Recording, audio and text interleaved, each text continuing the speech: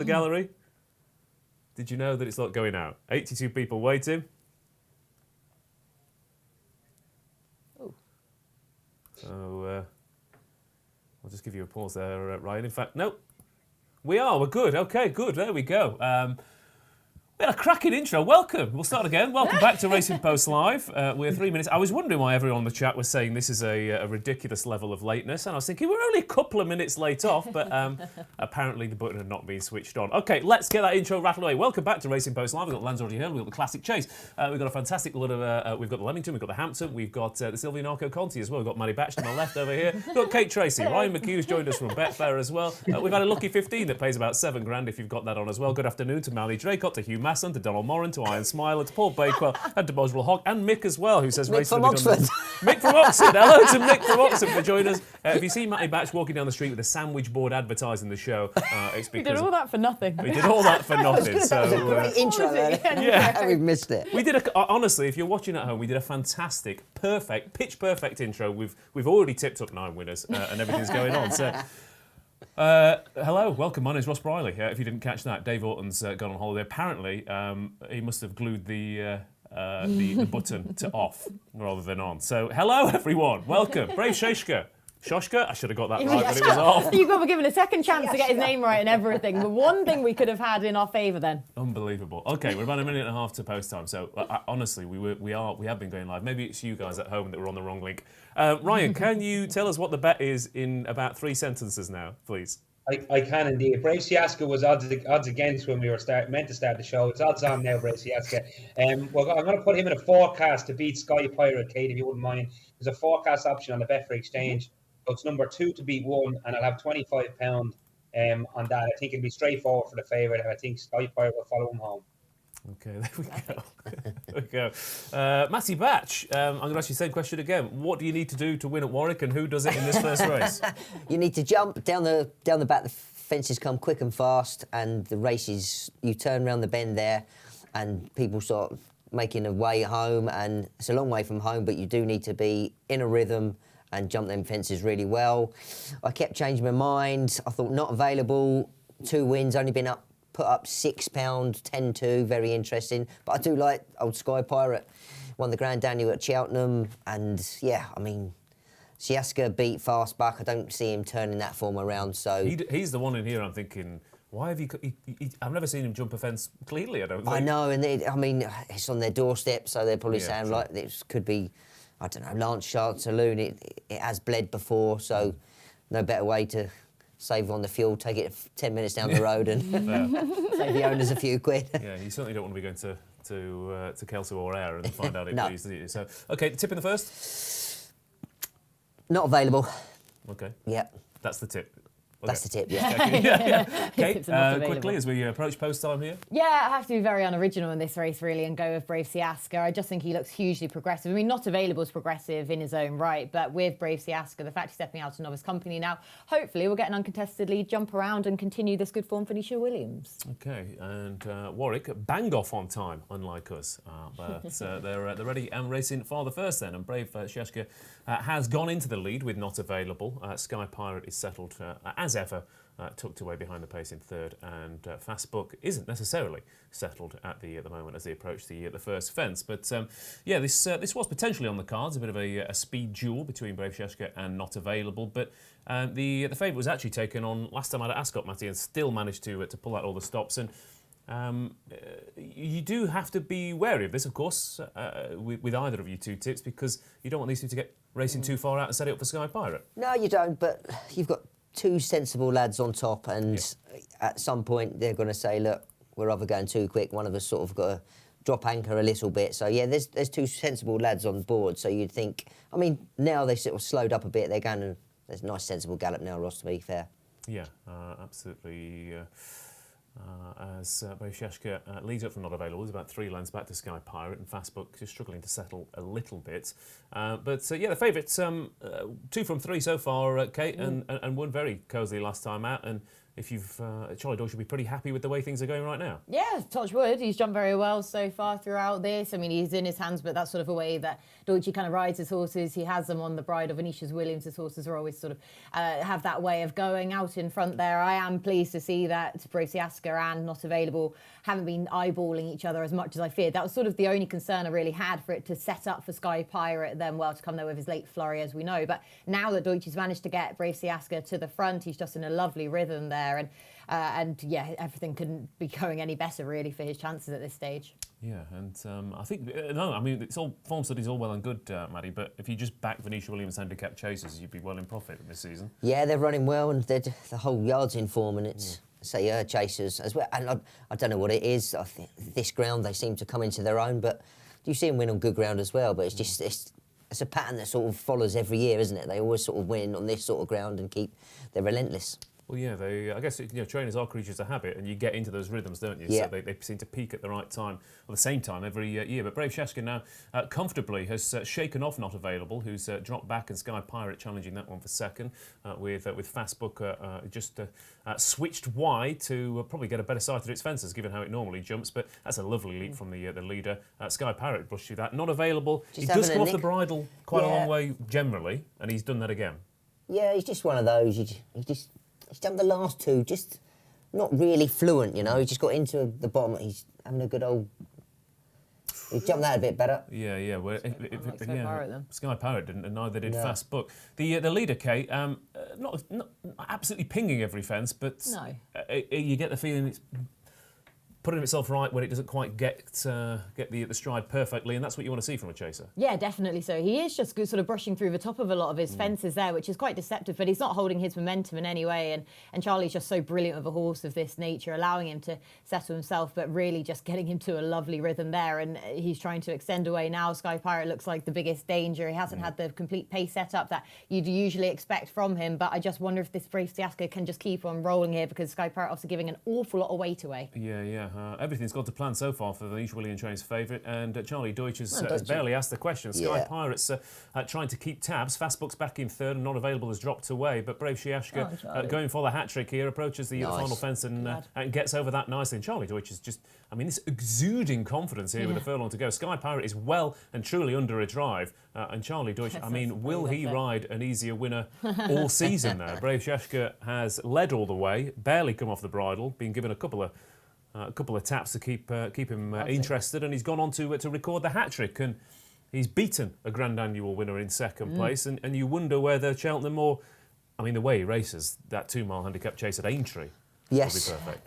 Or even, I mean, the way he's progressing, of course, Funambule Savola went on to progress to graded company at Aintree, and I mean, this 3 months to go yet, he could be a 140, 150 horse maybe. He could be the way he's won there, and you know what, he does everything. I know sometimes people love to see horses ping fences, but he's just got all the right attributes, Kay, and Charlie can give him a squeeze, they come up, he's spot on, but when he's in close, he does nudge through the top, but he's still not losing any ground. And they take a bit of jumping around Warwick, but nudge through the top. He's so clever on his feet. He's just everything you want in a chaser. And on soft ground, if you can do that, getting your horses to go in and pop, it saves so much energy for like coming up long, and it's. Yeah, exactly. And then just looking at if he was to go for the Grand Annual, I mean, for Grand Annual last year, to get in off the bottom was 136, so he's already off of 137. He'd be looking at more worried about top weight rather than bottom weight. Yeah, exactly. On the basis of that, on how much he's bolted up there, yes, getting an awful lot of weight from Sky Pirate, but he readily saw off Not Available, didn't he? He may well have just, I don't really think he's run his race there. He's under the cosh from quite a way out for all that we expect it from Not Available,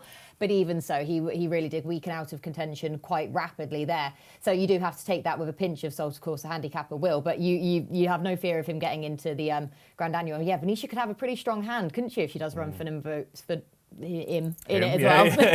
Him in it as well. So two tricky named horses, but she could have a strong hand nonetheless. Yeah, absolutely. Yeah, and Ryan, not much of an in-running story there. I mean, if you have back the favourite pre-race, then that's exactly what you want to see at Warwick, and there's never really any danger.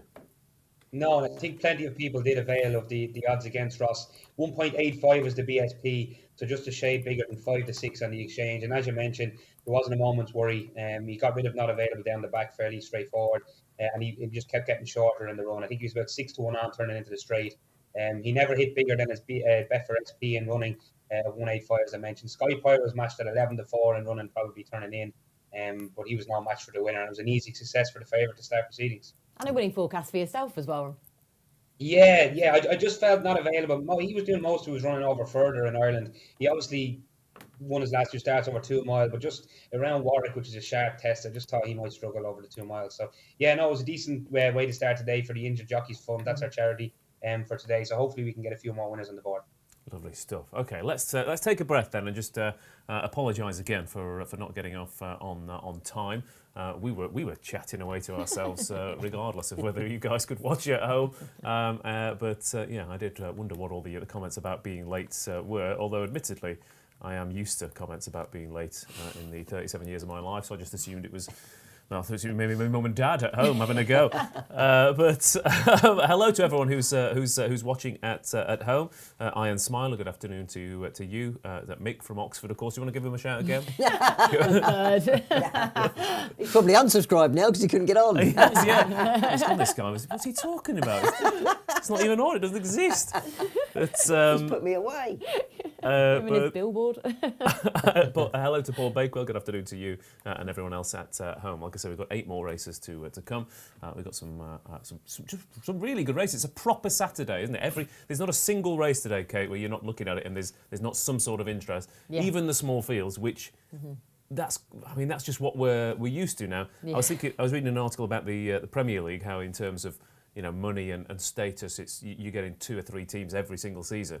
And it feels a bit like that in races sometimes, doesn't it? You're having these graded novice chasers or even grade 2 and grade 3 chasers, and you're not getting the numbers because there's 2 or 3 horses and yards and owners who are dominating, and it feels a bit like that this afternoon. Yeah, that's exactly it, isn't it? I mean, even our first race there, we talk about sort of our 2 mile chasing division in general, in the graded division, and we're sort of saying, we haven't got all the runners. Which we'll look at our 2 mile handicap chase there. We haven't got the runners to even fill that race such, just with the 4. But as you say, nonetheless, we've still got plenty of pointers to take out of that, Grand Annual and angles then potentially moving forwards, and then graded 2 mile chases as well. And that's kind of a theme throughout the day. It's kind of, we've got some really interesting racing, hence I'm having lots of big plays and big stabs at a lot of the races today. But we have also got future pointers, Grand National pointers for the Classic Chase. Obviously plenty of sort of Coral Cup pointers from the Lanzarote and such like as well. Maybe a bit of Ryanair action as well if something comes out and wins the Silviniaco Conti nicely. Yeah, exactly. That's it. So we've got a whole heap of other races. For all that we've got plenty of small fields, but there is a different interest angle into each of our races today for sure. Yeah, and it is gearing. It's Cheltenham, isn't it? But that's pretty much all we talk about. But it is getting towards that point. And like I said, we could have RSA. What is the RSA this year? I forgot. Brown advisory, isn't it? Yeah. Something? Yeah, that's now the Brown, is it? And then we've got the Turners as the... I'll give up. I lose track. I really do lose track. What was it last year? The Marsh last year, now it's a Turner. I'm still old school. RSA. Yeah. It's the RSA, isn't World it? Hurdle. Yeah. The Royal and Sun Alliance, basically. That's they stop sponsoring now, and they think, well, why are we paying for the sponsorship? Everyone calls it the same name anyway. Exactly. That's probably what the Gold Cup sponsor, not sponsor, is thinking as well. Yeah, exactly. You would get a mention. But so we could see some RSA claims as well, and of course Willoughby Court won the Leamington a couple of seasons ago, went on to Cheltenham Glory, so it could be very interesting indeed. Our next event is Kempton though, 132. 3 fog inspections have been passed, so hopefully we'll be able to see all the action unfold there today. And we start off with a 2.5 mile handicap chase on the show. We've already had one race at Kempton, and Champagne Court is a narrow favourite here ahead of Foxborough, Cap Ortoy and Falco Blitz. Fanzio, Locks Corner and 2020 are all lining up. 7 runners here. Ryan, this looks a good little race. You've got a slightly bigger price fancy, and that pretty much tells you all you need to know about this race. There's not many you can rule out here. No, exactly, Ross. And the market's been pretty stable all morning, in fairness. Champagne Court and Foxborough are disputing favouritism on the exchange at the moment. But my selection of the race is going to be Fanzio. Paul O'Brien is back on board, taking over from Brian Hughes. He's won 5 races on this horse, Paul O'Brien has, out of his 6 career wins. So if Kate wouldn't mind, I'm going to have £20 win on Fangio and £20 in the 3-place market, because it's obviously a bad each way race with 7 runners. It's not the best, so I'd rather have the 3 places running for me than the 2 places. So I'm going to have 20 on the win market and 20 on the 3-place market. Now, I just think the step up and trip would really help. That's perfect, Kate. I think the step up and trip would really help. He stayed on strongly at Doncaster the last time over 2 miles. He was a winner over further in the past. I just said, Ross, it's a very tricky race. It's 7-2 to field for a reason. Foxborough is entitled to be up there towards the head of that, and I thought he probably would have won last time if he'd have jumped the last more fluently. He's in there at around 4.4, so just under 7-2. But Fangio is my selection in this, and what is a trappy race. Okay, Fangio it is. He's currently around 9.6. And yards in form as well. Richard Hobson's had a couple of winners the past couple of weeks. Toby Laws has had 2 winners. Robert Wolfer's had 2 winners.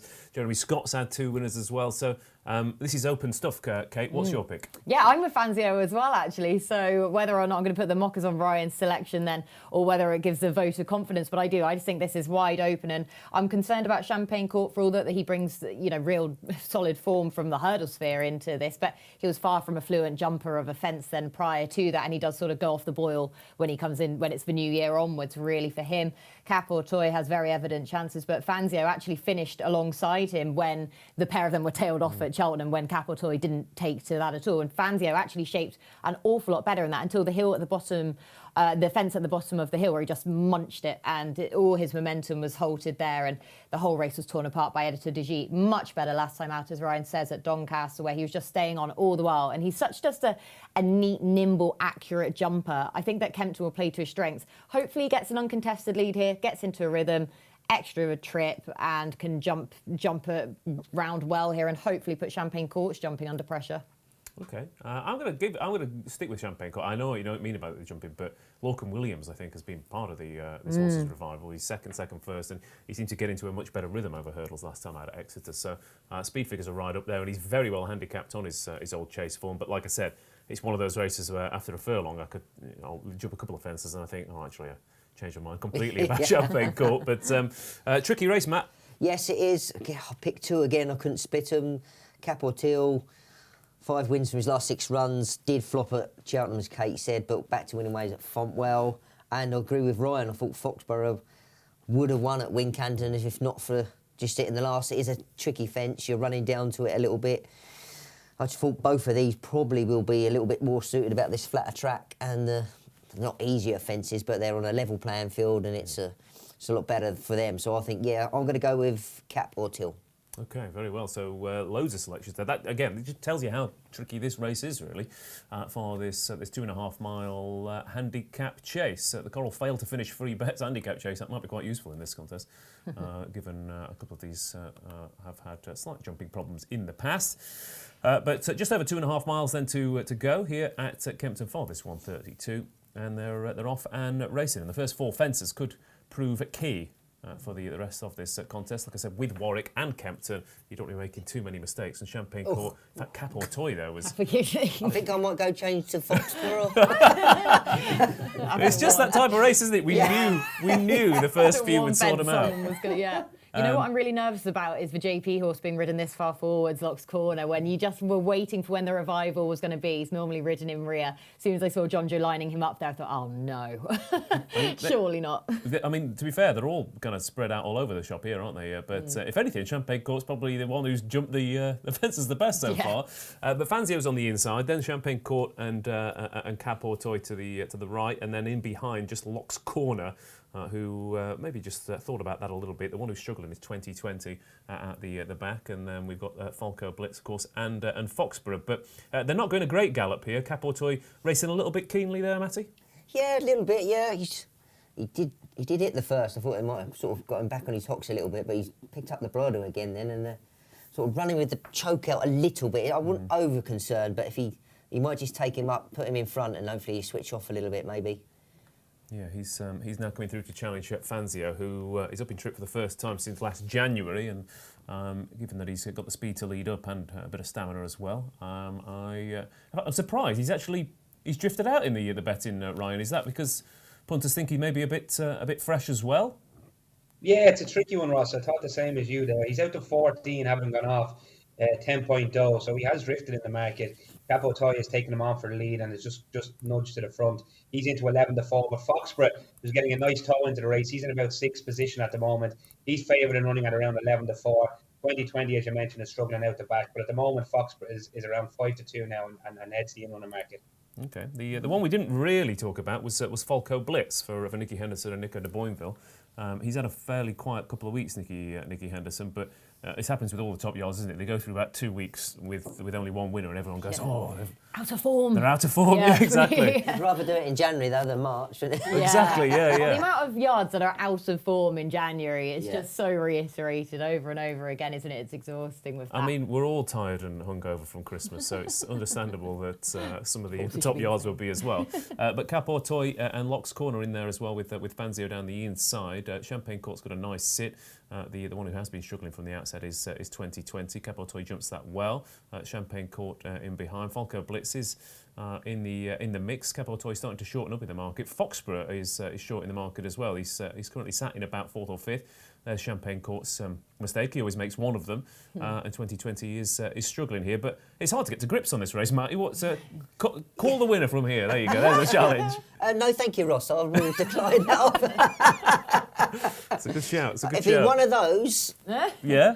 5 in front. Call a loser. Call a loser. You watch. Watch 2020 come there with a late. Yeah. Sorry now. Yeah. Jamie Moore with a late run. But Capo Toy has about a length over Locks Corner, then Fangio, then Champagne Court, then Foxborough on the inside. Falco Blitz has given the outside to no one. I don't know whether that's a deliberate decision by Nico de Boinville. I mean, he's the horse that jumps left, isn't he, on right-handed track, so potentially to keep him straight. I'm glad Cap's gone in. I'm glad he went in front now because he dropped his head a bit and switched off. So no, and I don't think Fangio doesn't like not being in front then as much. He sort of sulked a little bit when he got headed there. So hopefully he'll bring himself back and Paul O'Brien can just stoke him up again.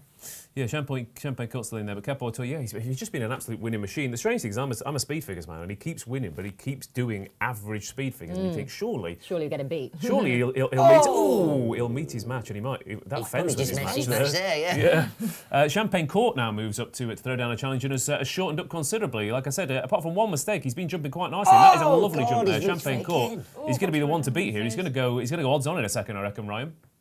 Yeah, 4-5 Champagne Court turning in. Falco Blitz is the one that gone after him now. Capo Toy seems to be weakening a little bit in the rail.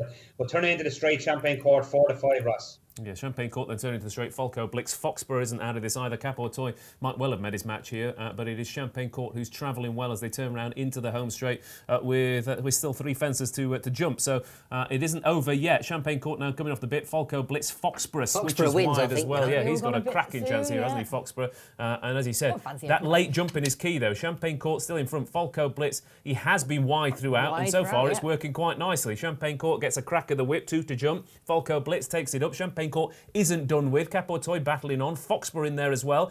Falco Blitz and Champagne Court. Capo Toy's coming back here. He's still cracking on back in 3rd place, but Falco Blitz is getting a crack of the whip from Nico de Boinville up to the final fence. It's all in the jumping. Falco Blitz, Foxborough, Champagne Court, and Capo Toy.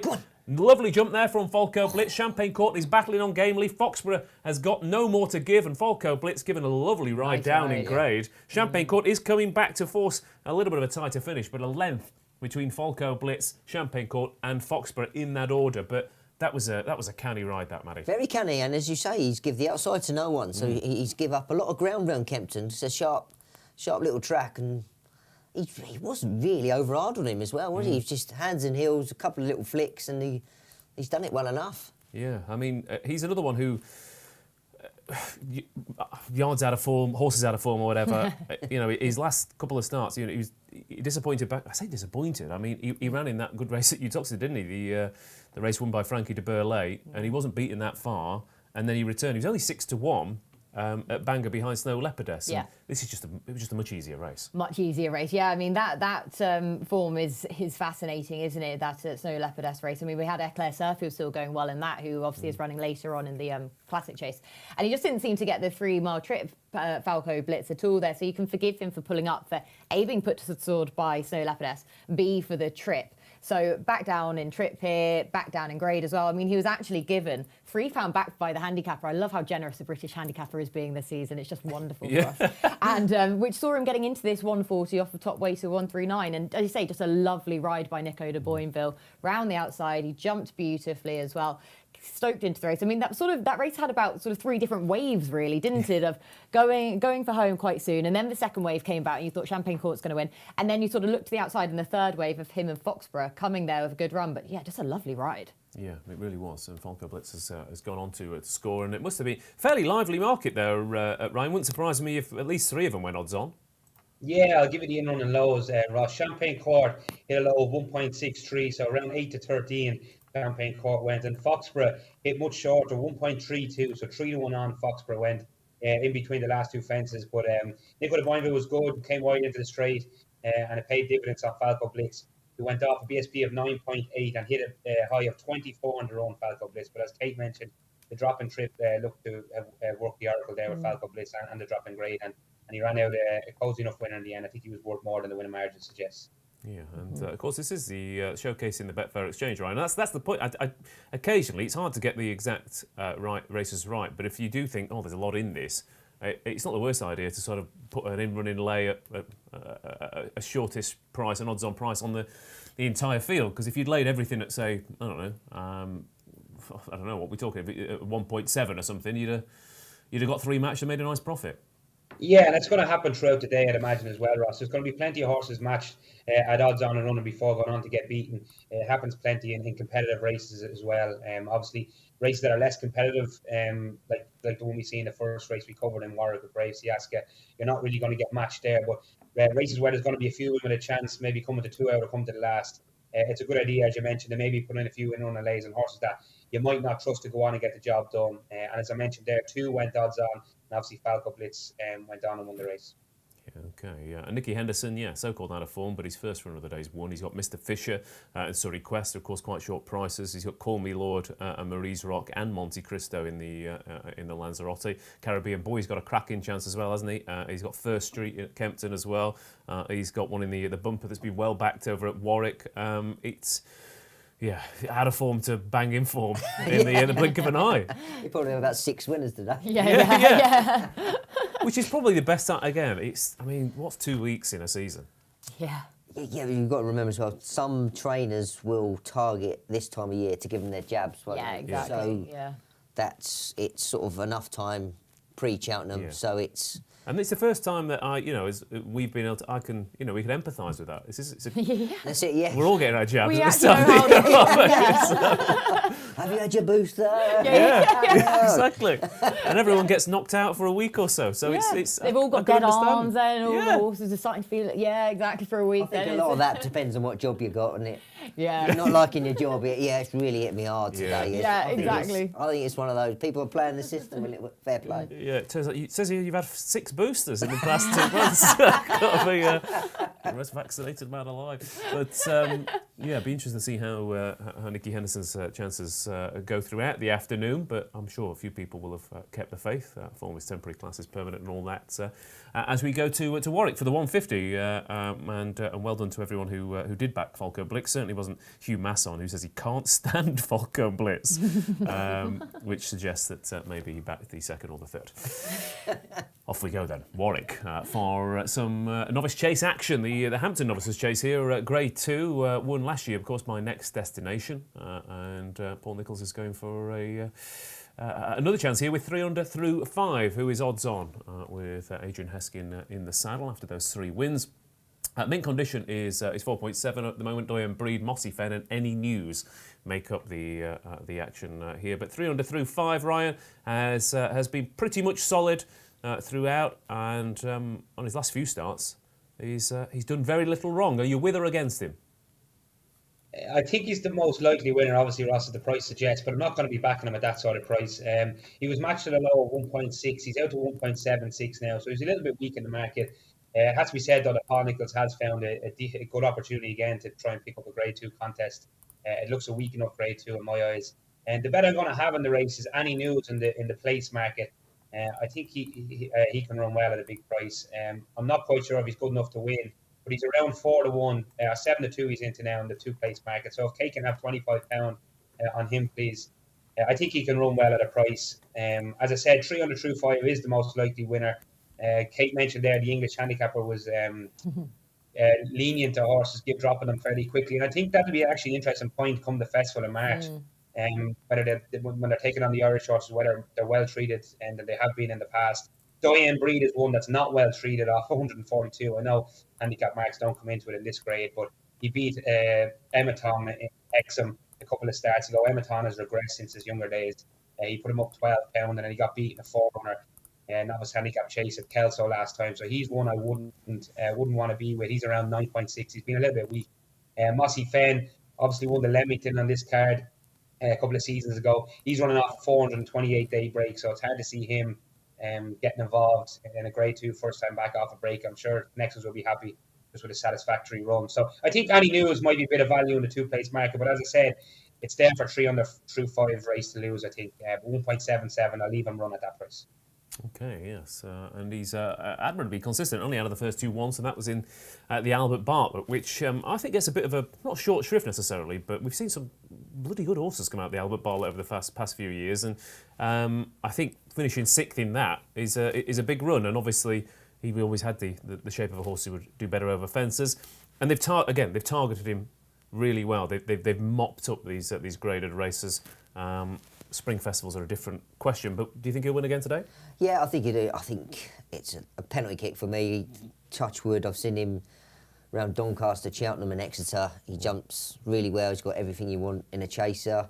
And I think the play here is a forecast, and I probably thought mint condition, up in trip, could probably bring out further improvement. But then I thought maybe for a bit of value, I mean, Mossy Fenn, was with Twiston Davis, gone to Christian. They say a change is better than a rest. And he did have form behind Galvin a while ago. So he's running the last 3 winners of the race: Protector at Galvin and Envoy Allen. So there's an engine in there. Yeah. There's an engine there. So I mean, yeah, it's Christian Williams. I mean, first run for a while. He gets some where he trains there. Christian. They sort of they get fit without being really hard ridden. If you go down to his place, everything's fun, everything's not taxing on them, is it? And like taxing, and they sort of get fit by enjoying themselves as well. So it's, I mean, I think 3 under 5 for me is the winner. And for a big forecast show, I'd go Mossy Fenn, because he'd probably tell Nick to ride him for a place, just take your time, let him finish, let him enjoy his race, and sometimes that's the best way to go in and nick a place. I don't think Nick can win it, but he could sort of finish second. So I agree. I think he's got a cracking chance, Mossy Fenn. The thing is, you are taking a chance, but you're getting the price to take a chance, aren't you? That's it. At 12 to 1, it's worth taking that chance and. I just agree. A bit of value, because I think that 3 under 5 for me is the winner. So. Yeah, I mean he's about 4 to 1 to place Mossy Fenn, which again, I mean it's 4 to 1 probably to finish second, isn't it? But I mean he beat Chamblou was well beaten in the Leamington when he won that a couple of years ago, and like you said, he's come up against some really nice horses. It could be another one where after 2 or 3 fences you think, okay, he does need the run. But I mean trainers, you don't send a horse to a grade 2 half fit, do you? No, and listen, Christian Williams, he's, as I said before, when he was riding, he was sort of. He knew his job. He was so laid back, and he was chilled. You saw he was almost lying down on the floor. He was so chilled. But he knows his job. He knows what he's doing, and he wouldn't come here just for the fun of it. He's not. It's interesting. They've chosen to come back to Warwick, isn't it? He won the Leamington. They've not gone, we'll give him a spin somewhere else. They've gone, if we are going to spring a surprise, it could well be here. So Mossy Fenn's definitely in with a bit of a chance. Kate, are you, again, so far, I think we're all of agreement that the favourite's going to be very hard to beat. But it's whether you want to back him at odds on, of course. Yeah, that's it. I think he, as you say, he is the most likely winner, and hence why he is the price that he is. And I think that he probably is the right price. But I definitely think at that price he's worth taking on for me, though, because I just think he's been so beautifully placed by Paul Nicholls to pick up these small field novice chasers, and managed to get the grade 2 win himself last time out. But I don't think he's necessarily earned this mark of 151. Of course, I know we're in a grade 2 here, but just sort of trying to gauge our horses on ability-wise, judged on their ratings here. I don't actually think that's warranted. I just think he's been given that because of what he's been able to do in these small field novice chases so far. And my concern is that Cheltenham on his penultimate start, he is a very, as you say, Batch, he is a very clever jumper. Yeah. My slight concern is that he's got that little bit of hesitancy where he's almost a bit too cautious, and he almost kind of dances his feet around. And I'm just concerned here around Warwick, over 3 miles, if he starts to lose that ground at his fences, you don't make that back up or down the back fence. Down the back as well. Yeah, if you've got one that's got a rhythm, yeah, I totally agree. But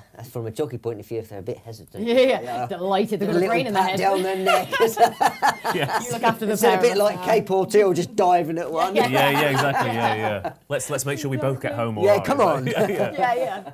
So that's just my slight concern about him here. Really, is just this track, and if he does just get behind the bridle, he looks like he's going to get lined up to lead here. Yeah, which is what anticipated. I mean, he doesn't need to run to 151 to win this, does he? In theory, No. The others do need to improve. Yeah. But I do think that mint condition's got plenty more to come. My concern prior to this was the ground, not going to be soft enough for him. But he, touch wood, is a wonderful jumper. I know he's only proven it so far over fences, both on heavy ground and at Haydock. And yes, he does have to prove himself still over 3 miles, because I mean he's only run over 3 miles twice in his career. He's point to point on his debut, and then in February last year over hurdles.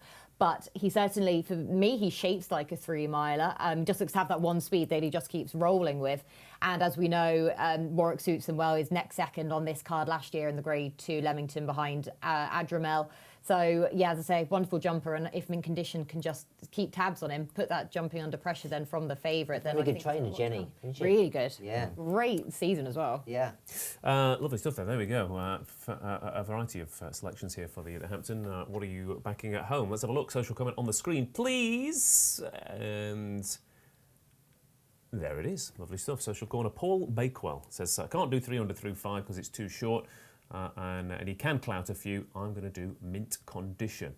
Well, best of luck with that, Paul Bakewell. Mint condition then. As they're about to jump off, Ryan, anything in the market to mention? Yeah, 300 through 5, very strong laid on, Ross. He's into 1.7, so just a shade under 8 to 11, 169 now, so he's getting shorter all the time. And as you mentioned, Adrian Heskin going to try and keep it nice and simple on him. Mint condition is the only other horse in the race holding its price. He's in there at 4.5, so 7 to 2. And the rest are very weak. Diane Breed is very weak, out to 13.5. He was around 9.6 the last time you joined me. But 300 through 5 is a really solid favourite as they're about to jump off for this Grade 2 contest. Okay, they're ready then. 300 through 5 odds on to win his fourth race on the bounce. Again, he will come up against potentially some nice types at Cheltenham or Aintree or wherever he goes in the spring, but some beautiful bits of targeting, and his only defeat on the fences this year was when Adrian Heskin wasn't on him. So Adrian Heskin, again, he knows what it takes to if he is going to a kind of horse who maybe clouts a couple, you want a jockey who knows it. Yeah, that's it. You can sometimes you can help horses, so you can be prepared for them. And as I say, Heskey knows him inside out, so it's a good relationship to keep going. They're off and they are racing then. 300 through 5 is the first one to lead, and not setting much of a gallop here. In fact, an absolute crawl so far. 23 miles an hour. I think we might be able to keep up with that. Doyen Brie back in second. Mossy Fen is taking the wide route, mint condition, and any news. But if you've laid the favourite here, Kate, you're a bit frustrated because he's been gifted it so far, isn't he? Yeah, he has. And even down to the first, he's had his ears pricked. He was wandering around. Such was the steady pace he was going there that he had all the time in the world basically to look around him. Hence why I just looked at that bit sort of blurry, I guess, going into that first. But yeah, he is just getting a very uncontested lead here, and you couldn't be happier if you were on the odds-on shot. Yeah, he's just going through a few gears now. Doyen Breed, Mossy Fen. Mint condition and any news held up last big step up in trip for any news, who has been contesting some good races. But it'll be interesting to see if it can unlock any extra improvements here. But he'll do well to come from last to first to beat 300 through 5. Who's getting a picked up the nice pace a bit, Ross, as well, coming down to these.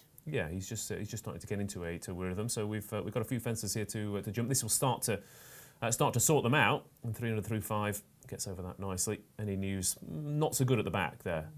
Any news? Not particularly keen so far, Ryan. But the favourite, as we approach the third fence, is jumping well and has the race pretty much at his mercy at the moment. Yeah, Adrian Heskin, it's interesting that he has to kind of ride him into a few of his fences. Like, he's had 4 chase starts at this stage and has obviously never fallen. So you'd imagine he'd be a bit more experienced than what he's showing here. He's a little bit, and obviously going into fences, he's well able to jump, but say his mind's just not fully on the job at the moment. He's into 1.47, so punters can't really see anything against him at the moment. There's a few Larry jumps in behind by the opposition. They're gone so steady that it's going to suit to be where Adrian Heskin is on 300 through 5. And He's only getting shorter at the moment. He's into 1.43, so around 4 to 9. And Adrian Heskin is controlling the race from the front, so it'll be interesting to see whether any other jockeys put pressure on him sooner rather than later. Mossy Fen sat in second for the place, or the potential forecast, Matty. Yes. Not looking too bad for Mossy Fen, who's first start for Current Connections, and he's settled. He's jumped pretty well. It's all going to plan so far. Yeah, travelling well. And Ryan's hit the nail on the head there. Heskey is running the race to suit his horse. He jumps fine. I just think he's just one of those horses that Heskey just needs to help him now and then. He's one of those you've got to. If you see a stride, you've got to make up your mind and take that stride. And if you don't, you have to make up the horse's mind. You've got to sort of make it one or the other. I think he's one of those horses, just looking at him, that you can't leave him sometimes. Yeah. You have to make your mind up for him. Hold his hand over it and like. Yeah, Just and make you get horses like that. You know yourself. There's some are really natural and some just need that little bit of help. Yeah, there are some horses you think you take the jockey off and they'd be jumping around, galloping, having the time of their lives, and there's others who do need to be reminded what the job is. And 300 through 5 though is now about 1 to 3 in running. Kate, pick the second. Then I'm pretty happy with where Mossy Fens sit. Mint condition. To be fair, this horse again, he has to prove the stamina, but he's got a nice combination of speed and stamina so far. Mint condition. He's not out of this for the runners-up spot, although they're going to struggle to catch this leader. Yeah, that's it. I mean, he hasn't jumped anywhere near as well as he has on those 2 previous starts at Haydock, which I sort of thought Mint Condition would be the better jumper really in this race, and he's just been a bit sticky at a few of them, and he's just not been arching his back. So yeah, Henry Brooks really just having to get after him now just to sort of get him to wake up there really. But I guess with 300 through 5, you know, Heskin is going to have to really up the ante at some point just for his own horse to make sure that he isn't caught for toe in any sense here, because that's the kind of thing with 300 through 5. I think he is an out-and-out stayer, and I just think the quicker he goes, the more his mind will be on the job, the better he jumps, therefore. And that's what you could see at Cheltenham on his penultimate start, is he was really, as soon as he was rousted into his fences, the horse almost just became a racehorse then. But yeah, in terms of Mossy Fen, I was happy for that bit. He's just being stoked with a tiny little bit there, but Nick Schofield seems pretty happy with him, and he has travelled pretty well through this race. Be interesting if he turns around this bend and just sort of says, come on, let's go and get the... Yeah, I think it's about now, really, isn't it? You can win a race round here, Warwick. If you jump these few and you win these, and as you said, if some miss behind, you can nick a few lengths. Yeah, he's seen one here. Yes. He does need that, doesn't he? That was at Cheltenham the whole while. He just needed that constant stoker. I don't think he was. And you'll see him if he goes short. He says, "Come here, we're going short." Yeah. He does. He's seen another one there. Nice. So he's got plenty of scope, hasn't he? He's plenty of scope and a brain in his head. It's just he just needs that cajoling into it. It just needs, as I say, making a man of him. Well, I mean, there's some horses that make the easy look difficult and the difficult look easy. You get the feeling, and that's 300 through 5. Looks like Mossy Fen might be pulled up. If anything, he was probably racing too well early on, and he's run his race. So it is battle on for second so far, but the fence is the only danger so far, Ryan. We've got a couple left to jump. Yeah, 1-1-2, so 1 to 8 and running 300 through 5. Adrian has controlled the race, turning in. He only has a couple of fences to get through. My selection to be placed, Annie News is running on into third now, so I'm hoping he can catch Diane Breed. But it's 2 fences. The dangers are in front now for 300 through 5. He's 1 to 10 and running. Don't say that, right? 300 through 5, they're turning to the home straight. 2 fences to jump. Everything has gone his way so far. Diane Breed, Any News of mint condition. 300 through 5 comes to the second last and just about gets over that without touching much of a twig. Diane Breed in second. Any News, mint condition, has run his race. Final fence is the danger for 300 through 5. Yes! That's a nice jump. In that tank, isn't there? Nicely indeed. Diane Breed in second. Any News has run on a puff back in third place, and it's not really been much of a contest. Well placed, well ridden, well jumped. 300 through 5 now wins 4 on the bounce for the Nichols team in the McNeil colours. Adrian Heskin, never really a moment's worry. Again, he's another horse. Things are going to get a lot more difficult from here on in, but they'll be thrilled to bits with that. Do you know what? People look at the results and say, "Oh, odds-on favourite won," but that was a great riding expedition from Heskey there. As we was talking on the way around, he's helped him, he sent him. That he would have learnt so much today and come on again. Listen, I know he's won 3 over fences, but he obviously and clearly needs that little bit of tuition, and that was exceptional from Heskey. It was really good to watch. Yeah, again, he's got to come up against better horses, but he didn't quite go to plan at Cheltenham last year. The only worry for this horse is, again, it might be a bit different when he gets over fences now because there'll be slightly less challenges. But you got the feeling at Cheltenham last year he was like, what's on earth this? This is, I'm really being taken out of my comfort zone. And there is a concern that if he does get taken out of his comfort zone, it might be a different matter. That is a concern for me going to Cheltenham here. Is he's still such a big baby? I know he's raw, just turned doesn't 7. it? Yeah, he's still so raw. His head's all over the heads. it. He's got a Sheepskin noseband on, yeah. trying to keep his head down a little bit. Yeah, just to just keep get him him to pay concentrating. He's still learning on the job, I think. You've hit the nail on the head. He's green, he's still a bit raw. And do you know what?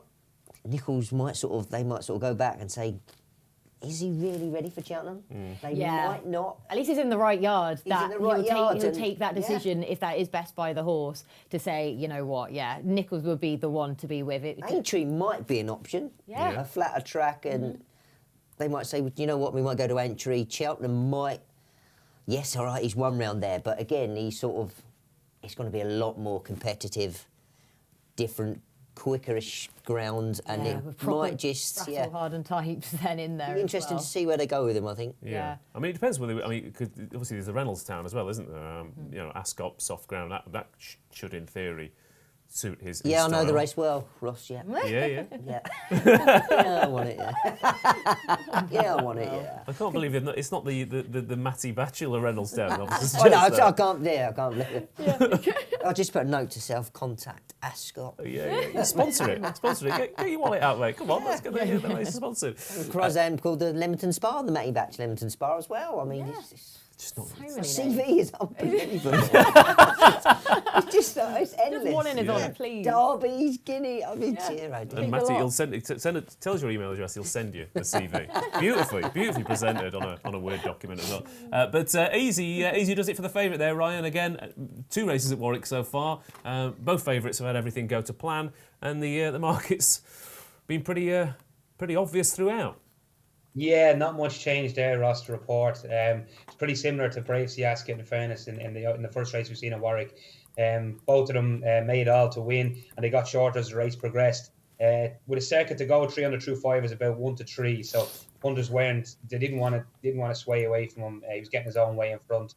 He's 6 to 1 from 8 to 1 on the sportsbook, the Betfair Sportsbook, for the National Hunt Chase. So, but I kind of agree with Matty whether they might want to skip Cheltenham. Just the fact he's still, although he has had 12 runs on the rules now, he's still a little bit babyish. He obviously got his own way up in front there. He won't get his own way at Cheltenham in the National Chase, should they go there. But he is 6 to 1 from 8 to 1, and that leaves him third in the betting for that. So it'll be interesting to see where he goes next. Yeah, of course, because Brave Man's Game, of course. I mean, it will most likely go to Cheltenham for that. So you could have, Next Destination running the National Hunt Chase, and of course the owners had Ascaria 10, I think, run well in that race as well. So that's probably not a bad little angle, is it? And Brave Man's Game, let's be honest, he would jump him to sleep at the Oh, minute. At gosh, this stage of his career. He they are polar opposites at this stage. Unbelievable, Really? yeah. I mean, and Next Destination, who won this last year, went to the not quite 4 miler as well. So and he was less of an obvious contender for that because obviously he was a little bit older and he'd had a strange career. So that's probably not a bad. It's probably not a bad angle really, and not a bad price because it can often be you get a decent feel, but a 2 or 3 runner race in terms of what can actually win. Anyway, let's move on. Kempton 205, interesting stuff. Again, those Cheltenham prices and bets starting to stack up as we go to Kempton for the Silver Niarco Conti Chase. Grade 2 contest here, and unfortunately, despite the extra prize money, we've only got the 4 runners, and Mr. Fisher is narrow favourite ahead of Eldorado Allen, Rouge Vif and Defi de Searle turning up here, and I think a bit of a rogues gallery is probably a bit harsh, Ryan, but you've got horses here who've got tons of ability. It's just the toss of a coin whether they actually show it on the day.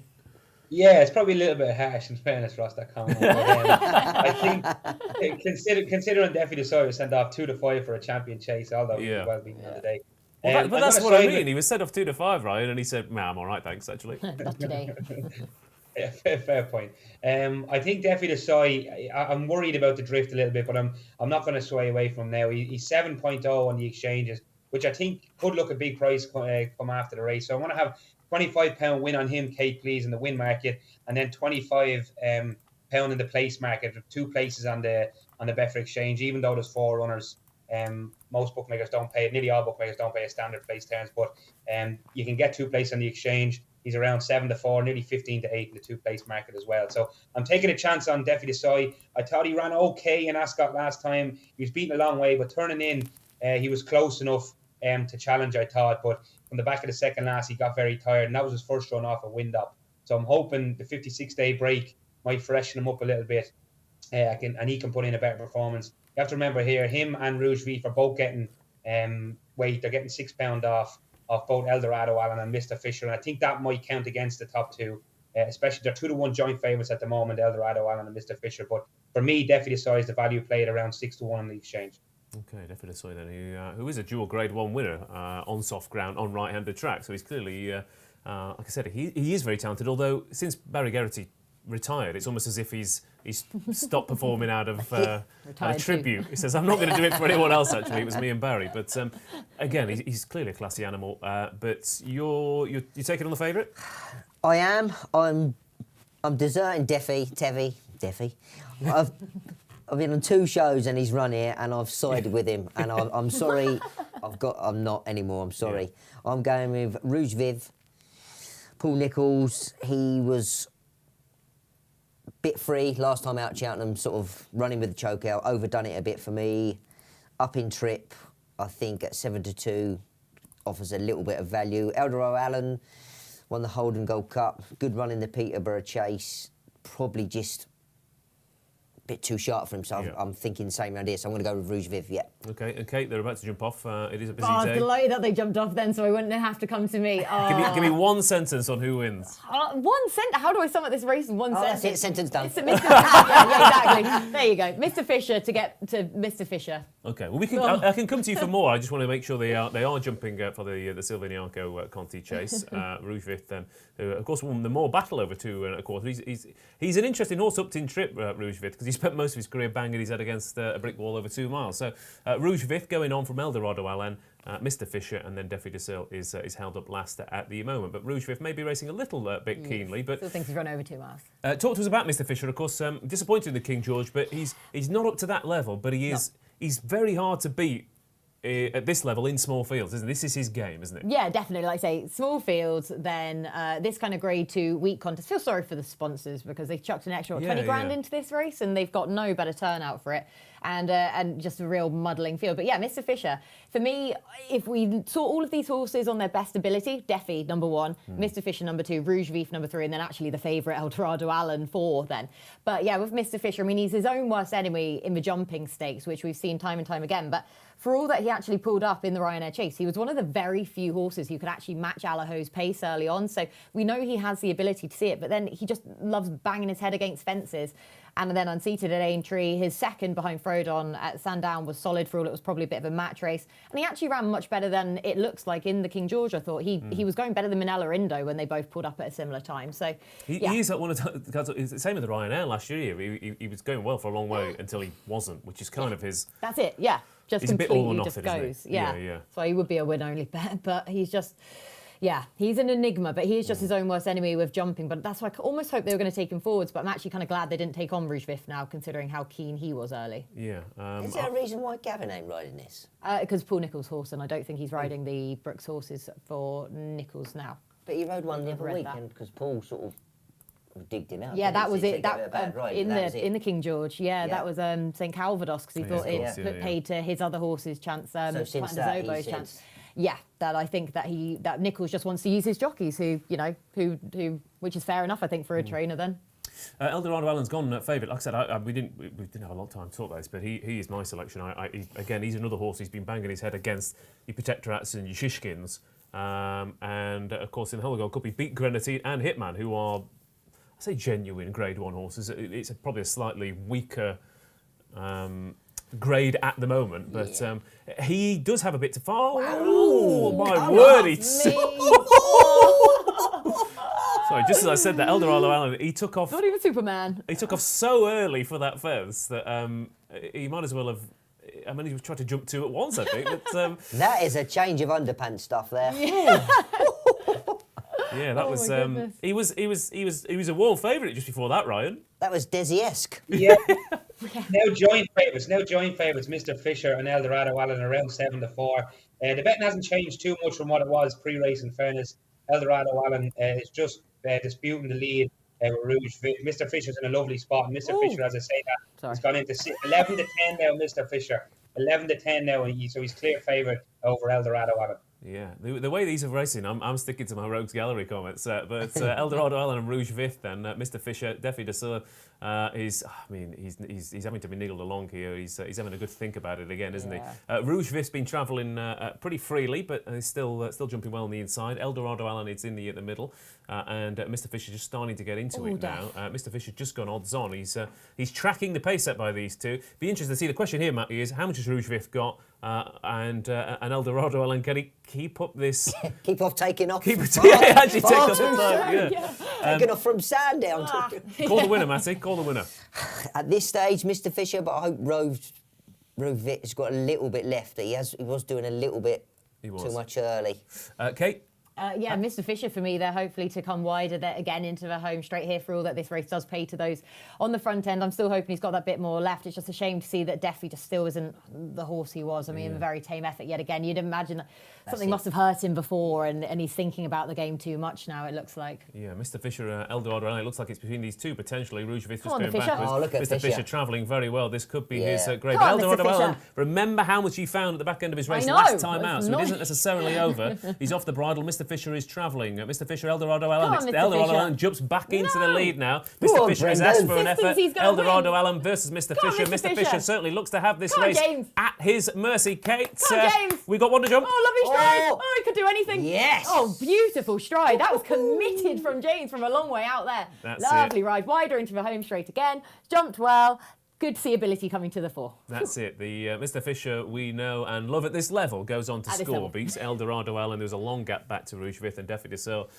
Could well be the last time we see him on a racecourse, but it's possibly not the first time we've said that. But Mr. Fisher, again, he's never been at the front two in fields of 8 or less. You put him in a grade 1 or you put him in a big field and he just, something happens, he loses concentration, he spits the dummy out, whatever. But Kate, in this kind of scenario, he's a classy animal. Yeah, that's it. He is, like you say, in this grade, he's just a solid grade 2 performer, isn't he? When it's not, like, say, a big field of horses, which we don't get in our grade 2 nowadays anyway.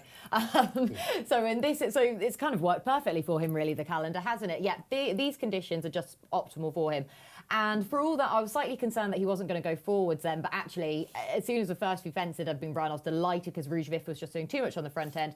Don't think he got this trip. I don't really think 2.5 miles is his trip anyway. Mr. Fisher was jumping so well in behind then. As I say, James Bowen took him wider into the home straight there, continued to jump well. Eldorado Allen, sort of the consistent, the solid horse, but as I say, probably not the most talented horse in the field, but the solid one, so had every right to be bang there at the last, has shown a really good attitude to place again there. But Mr. Fisher was just the right horse ability-wise on the day to come to the fore. Yeah, absolutely. I mean, to be fair, Eldorado Allen's run a good race because He stayed on after, because coming down to, James was trapping down to the last. I know, that was some pace. You're just praying that you're going to meet that stride, and he's well. met a lovely stride, and you think his landing has gone away, but he didn't really get away from Eldorado.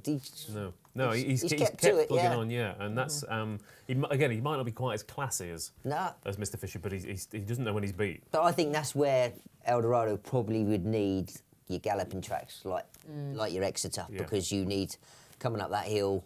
He's just done him for a toe, I think, at the end there. Mr. Fisher and Eldorado Allen did they both go odds on there, Ryan? Mr. Fisher was catching the eye, but the second didn't go down without a fight. No, surprisingly, Eldorado Allen didn't go odds on, Ross. 202 was the in-run and low for him, so around even money. Mr. Fisher was around a 4 to 6 chance, about 3 or 4 fences out. He was just tracking the pace set by Rouge Vif, who was obviously stepping up in trip, and Eldorado Allen. Mr. Fisher, as Mattie said, probably just done him for a turn of foot in the straight. Definitely Soy, I think Barry Gardy might reunite with him sooner rather than later because he's definitely on the downgrade. I won't be backing him again. But yeah, Mr. Fisher, he went off 3.1. He was weak enough all morning. He was put in last night at around 11 to 8, drifted out. But I don't think punters had too much of a worry. It's the race set up really nicely for him. And as you mentioned before the race, Ross, a small field around Kempton over 2.5 miles seems to be his back. To be fair, if Mr. Fisher is going to win a Grade 1, it could be the Ascot Chase. Yeah, the Ascot Chase. I was going to say, not the Ryanair, but Ascot Chase would be more where I would want to lead to. What, we've got a month, not even a month. Well, about a month until that? About a month. Yeah, about a month until that. That's it, and your proper Grade 1 horses are waiting, aren't they? Yeah, exactly. They're waiting. So they're the sort of Grade 1s. Yeah, they're waiting for the Ryanair, but then you've got the false Grade 1 sort of thing, because you're not having your true Grade 1 runners in that sort of race. So well, I mean, that's your obsession with the Spring Festival is that actually you can, if you're canny about it, you can go, well, why would we go there when we can go to Ascot and be running against a half a stone inferior horse? Yeah. What was it? One last year by Dasher Drasher, Master Tommy Tucker, Benny's King, surname bombed out, so it is, And all of them horses there, you put them up against Allaho and proper Grade 1, they're gonna struggle. Not even second best, probably. Yeah. But, Hugh Massillon, that was his best round of jumping his chasing career, I think you're probably right, Hugh. And again, noticeably wide as well. I mean, different jockey this time, but same yard, and they weren't messing around on the inside. Yeah, no. They probably had a walk round as Henderson does, Nico does. I think he's renowned for it, and they were said, look, we probably think the better grains out there that stay out there, and at the minute it's paying dividends because both horses have give away a lot of ground but still won quite nicely. Yeah, and that's 2 wins for the Henderson stable. They've got the favourite in the next as well. So, like I said, despite a fairly quiet start to 2022, we could end up with a 6th timer by the end of this afternoon. We did call it. Yeah. To be fair, was we live then when we called it? Well, that's a fair point, actually. We can backdate anything now of what we call it, can't we? Actually, We've all had a £10 accumulator. We're all on for $1 million. We've tipped every winner so far. Exactly. You should have been tuning in. But we'll be back to Warwick in a second for that 225 contest. Let's have a look. Paul Bakewell says, about time with Mr. Fisher as well. Suppose I should have done the forecast to make it more worthwhile. That's a classic horse racing gambler's response there. I know I backed a winner, but I should have had more on, or should have got more out of it. Are you crying though? No. So.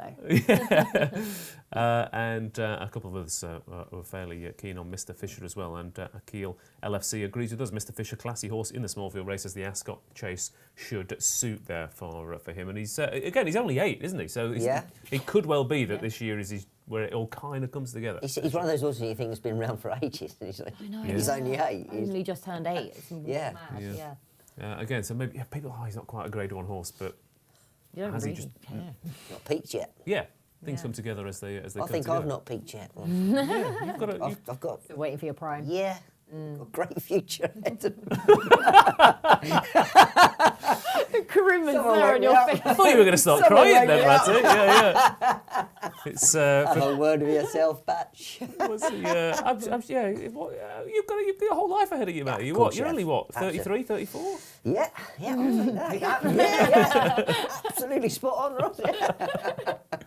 We'll be back to Warwick in a second. 225 on the way. The Ballymore Leamington Novices Hurdle here, a Grade 2 and a really good field. It's one of those Grade 2s again where you've got promise, you've got horses who are throwing down a real mark at the potentially going on to the top level. And I imagine every trainer in this race is thinking, we've got a chance of winning this. And Surrey Quest is the narrow favourite ahead of Staghorn for Archie Watson, of all trainers. Party Business, Viva La Viglia, Scipion, I thought might have a bit of a chance as well. Gentleman at Arms for Stuart Edmonds and Kieran Gethings, I think.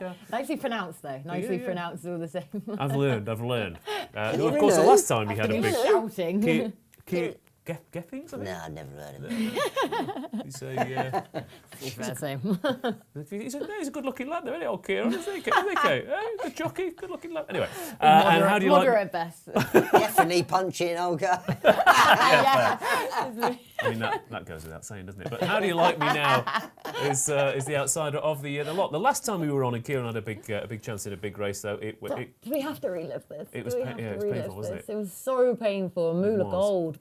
But let's briefly talk about this, right? Gentleman at Arms, of course, was a classy stayer on the flat, rated in the mid-80s for Harry Dunlop. And, I mean, that Balco Coastal race is working out quite nicely. And this horse fairly bolted up last time out. They must be confident of a big run. Yeah, no, they really do. I mean, this race is wide open, as you say. I mean, you can give a chance to every single one of these, or probably like the favourite the least, actually, in Surrey Quest. But yeah, Gentleman at Arms, I mean, he was bought for, what, 40,000 did Stuart get him for? Yeah, so 40,000 off of the flat. So he had all that experience from the flat where he was, getting trips of 2 miles and such like. So to start him out over 2 miles over hurdles, at Huntingdon as well, that was just the sighter basically at hurdles, but he jumped really well in that, and he was just flat out the entire way. And as you say, that form has worked out really well behind Balco Coastal. Last time out, then upped in trip to 2 mile, 3.5 furlongs. And Kieran just sent him forwards because, again, that would have been far too short of his optimal over hurdles. And he jumped so well again in that. And he just showed a really likeable attitude. And as you say, he bolted up, really. I know that the favourite fell, so you can sort of take that with a pinch of salt. But at the same time, if you just isolate his own performance, it was impressive regardless of whatever the favourite would have done at that point. So, yeah, expect him to improve again for this further step up in trip. And he may well outrun his price there. Stuart Edmund seems quite low as well. Oh, he's brilliant. He's he's a wonderful trainer. He's quite a rarity. He's just he's a wonderful trainer of horses and just as a people person as well. He gets the game and that's a rarity in the training ranks. Is that what you're saying? Anyway, Ryan, tell us about this race for you. Like I said, but I think you could pretty much give everything a chance here. I thought Cyprian had a chance. How do you like me now? Is barely finished improving for the Evan Williams stable. Gentleman at Arms, we were just giving that one a chance. Nicky Henderson's horses are in cracking nick. Party Business would have been placed in a Grade 1 last time out. You've got Staghorn, Viva La Velia. They've all got a squeak. What are you going with? Yeah, it's 4-1 nearly the field on the exchange. For a 7-under Grade 2, that's nearly unheard of, I'd imagine. Surrey Quest has been really weak this morning. He was put in around 2-1 last night, Ross. He's out to around 4.6 now. He's strengthened up slightly in the last couple of moments there. He's into just over the 7-2. But my selection of the race is going to be Viva La Via for the Skeltons. I'm going to back him each way, Kate. I know there's only 7 runners, but he's around 5-1, just a little bit bigger, 6.2. I'm going to have 25 each way on him. He started off well for the charity, but it's been downhill since. So I don't think he can get any worse than Deputy Size performance in the last race. So hopefully he can run a little bit better than that. I just think with these type of races, I was looking for, there's question marks over plenty in my eyes. Party Business got a hard fall only 17 days ago. He probably would have been well beat in the end, given what stage start, how easy he ran out a winner. So he's gone favourite now. He's not for me. I think Staghorn might need this run for experience, being pitched straight into a Grade 2 after making all in the Hereford Novice Hurdle. So them two I'm kind of against. Surrey Quest, we haven't got to the bottom of yet, obviously. He was impressive at Doncaster the last time, but he did go off 11-1. So I think that's an interesting point to make, that he probably, I don't know if he's well fancy in the market that day coming out of Nicky Henderson's yard. And one I'll just mention that's been really well back today is Cyprian for Tom Lacey and Stan Shepherd. He was around a 25-1 chance last night. He's into 11.5 now on the exchange. Plenty of people are following him. He was second to Jetois, who we've been laying during the week for the Betfair Hurdle last time at Leicester. He obviously finished second at Constitution Hill, then at Sandown. He's been very popular at big prices. But at the moment, Party Business and Staghorn are vying for favouritism. But Viva La Via is my selection for the Skeltons. Okay, Viva La Velia then, who's currently a 5.7 shot. Yeah, I fancy Cyprian. I backed him winning 3 places here for Tom Lacey. Of course, won this with Adramel. Second to Jetois, like you said, who got Constitution Hill form, but Betfair Hurdle form as well. The third, another Crick, who was beaten out of sight, won a handicap chase next time out. And also, I mean, you look at that point-to-point form, I thought was interesting as well. Manella Crooner beat this horse, who ran to an RPR of 132 behind Journey with Me over hurdles over in Ireland. So I think he could be a little bit interested in Cyprian. So I've backed him win and 3 places. It's a cracking little race. Kate, what's your tip? Yeah, no, I'm fascinated. So just on the Cyprian, but like you say, I sort of going back through that Irish point-to-point form and the fact that Tom Lacey, I mean, he could have sent Lossiemouth here. But of course he didn't quite run to form then in the challenge. So I do think it's interesting that he is citing this horse straight away into this grade on just his second start for him, and that Jetois form, of course, as well is very interesting. So I'm not surprised to see him being backed. I wouldn't be surprised to see anything being backed here. But I mean, this race fascinates me from a Ballymore perspective. Then throwing it forwards, when you sort of look at some nice horses that have contested this previously. I mean, when Mossy Fen won this, he then finished 5th in the Ballymore. Willoughby Court, as you said, won this for Willing the Ballymore. Deputy Dan then finished 2nd in the Albert Bartlett. New One won the Ballymore. So we're looking for sort of that kind Cotton of Cotton Mill again, 2012. I think he was. Did he fall or something? He unseated his rider or something happened, didn't he? Oh no, that's it. That's Keep me. going back. I'm out. Well, yeah, I mean, again, he got beat by Simon Sig at Cheltenham, but the comments were still 1 length up and travelling okay when Veered left an unseated rider 2 out. So, yeah, you need to be a good horse to win this. Yeah, you really do. And so that's why it's so tricky. So the pick is going to be Party Business. I'd never liked siding with a horse that fell last time out, but... Yet you are. I am, but here I am. Yeah. Yeah, I mean, he was running an absolute blinder, wasn't he? And it would have been 3rd at worst. Yeah, that's it, exactly. He was up. just running a solid race, and that win prior to that at Ascot was so likeable. And again, I find it fascinating that Ian Williams is throwing a horse like this into this race as well. And so, yeah, hopefully he's none the worse for that fall. But yeah, all of his times, everything just stacks up, and he may, at this stage, he looks as though he's going to progress to being the best horse in time. Okay, Party Business then, who's been quite well back. Mattie Batch. Surrey Quest was impressive at Haydock. Again, Party Business, he definitely would have been placed in the Challow. Yep. Staghorn, for me, is interesting. One at Hereford. Does agree with Ryan, does need to jump a lot better, but you need to gain that experience somewhere, so why not come for a Grade 2? Because on his flat form, I mean, he's rated 106 on the flat. You don't get many of them over hurdles, do No, you? you don't. And he finished 4th at Royal Ascot, so it's clearly there to the form's there. So yeah, if he's jumping holds up, it needs to improve, and I think Staghorn, for me. Yeah, he's interesting again because he could be one of the pacers to the race, but 2 mile 2 soft ground round Ponty, and he would grind him into submission. We've seen 2 horses over fences make call today. And horse to finish second to him, World of Dreams, came out. I know, and he's come out and won at Plumpton again. So that's and won quite well at Plumpton. So the form's there to be. Yeah, it's interesting. I mean, Green Book was 5th in the Queen Alexandra. He was 4th. Obviously, Green Book has been well back for Lanzarote. He could be.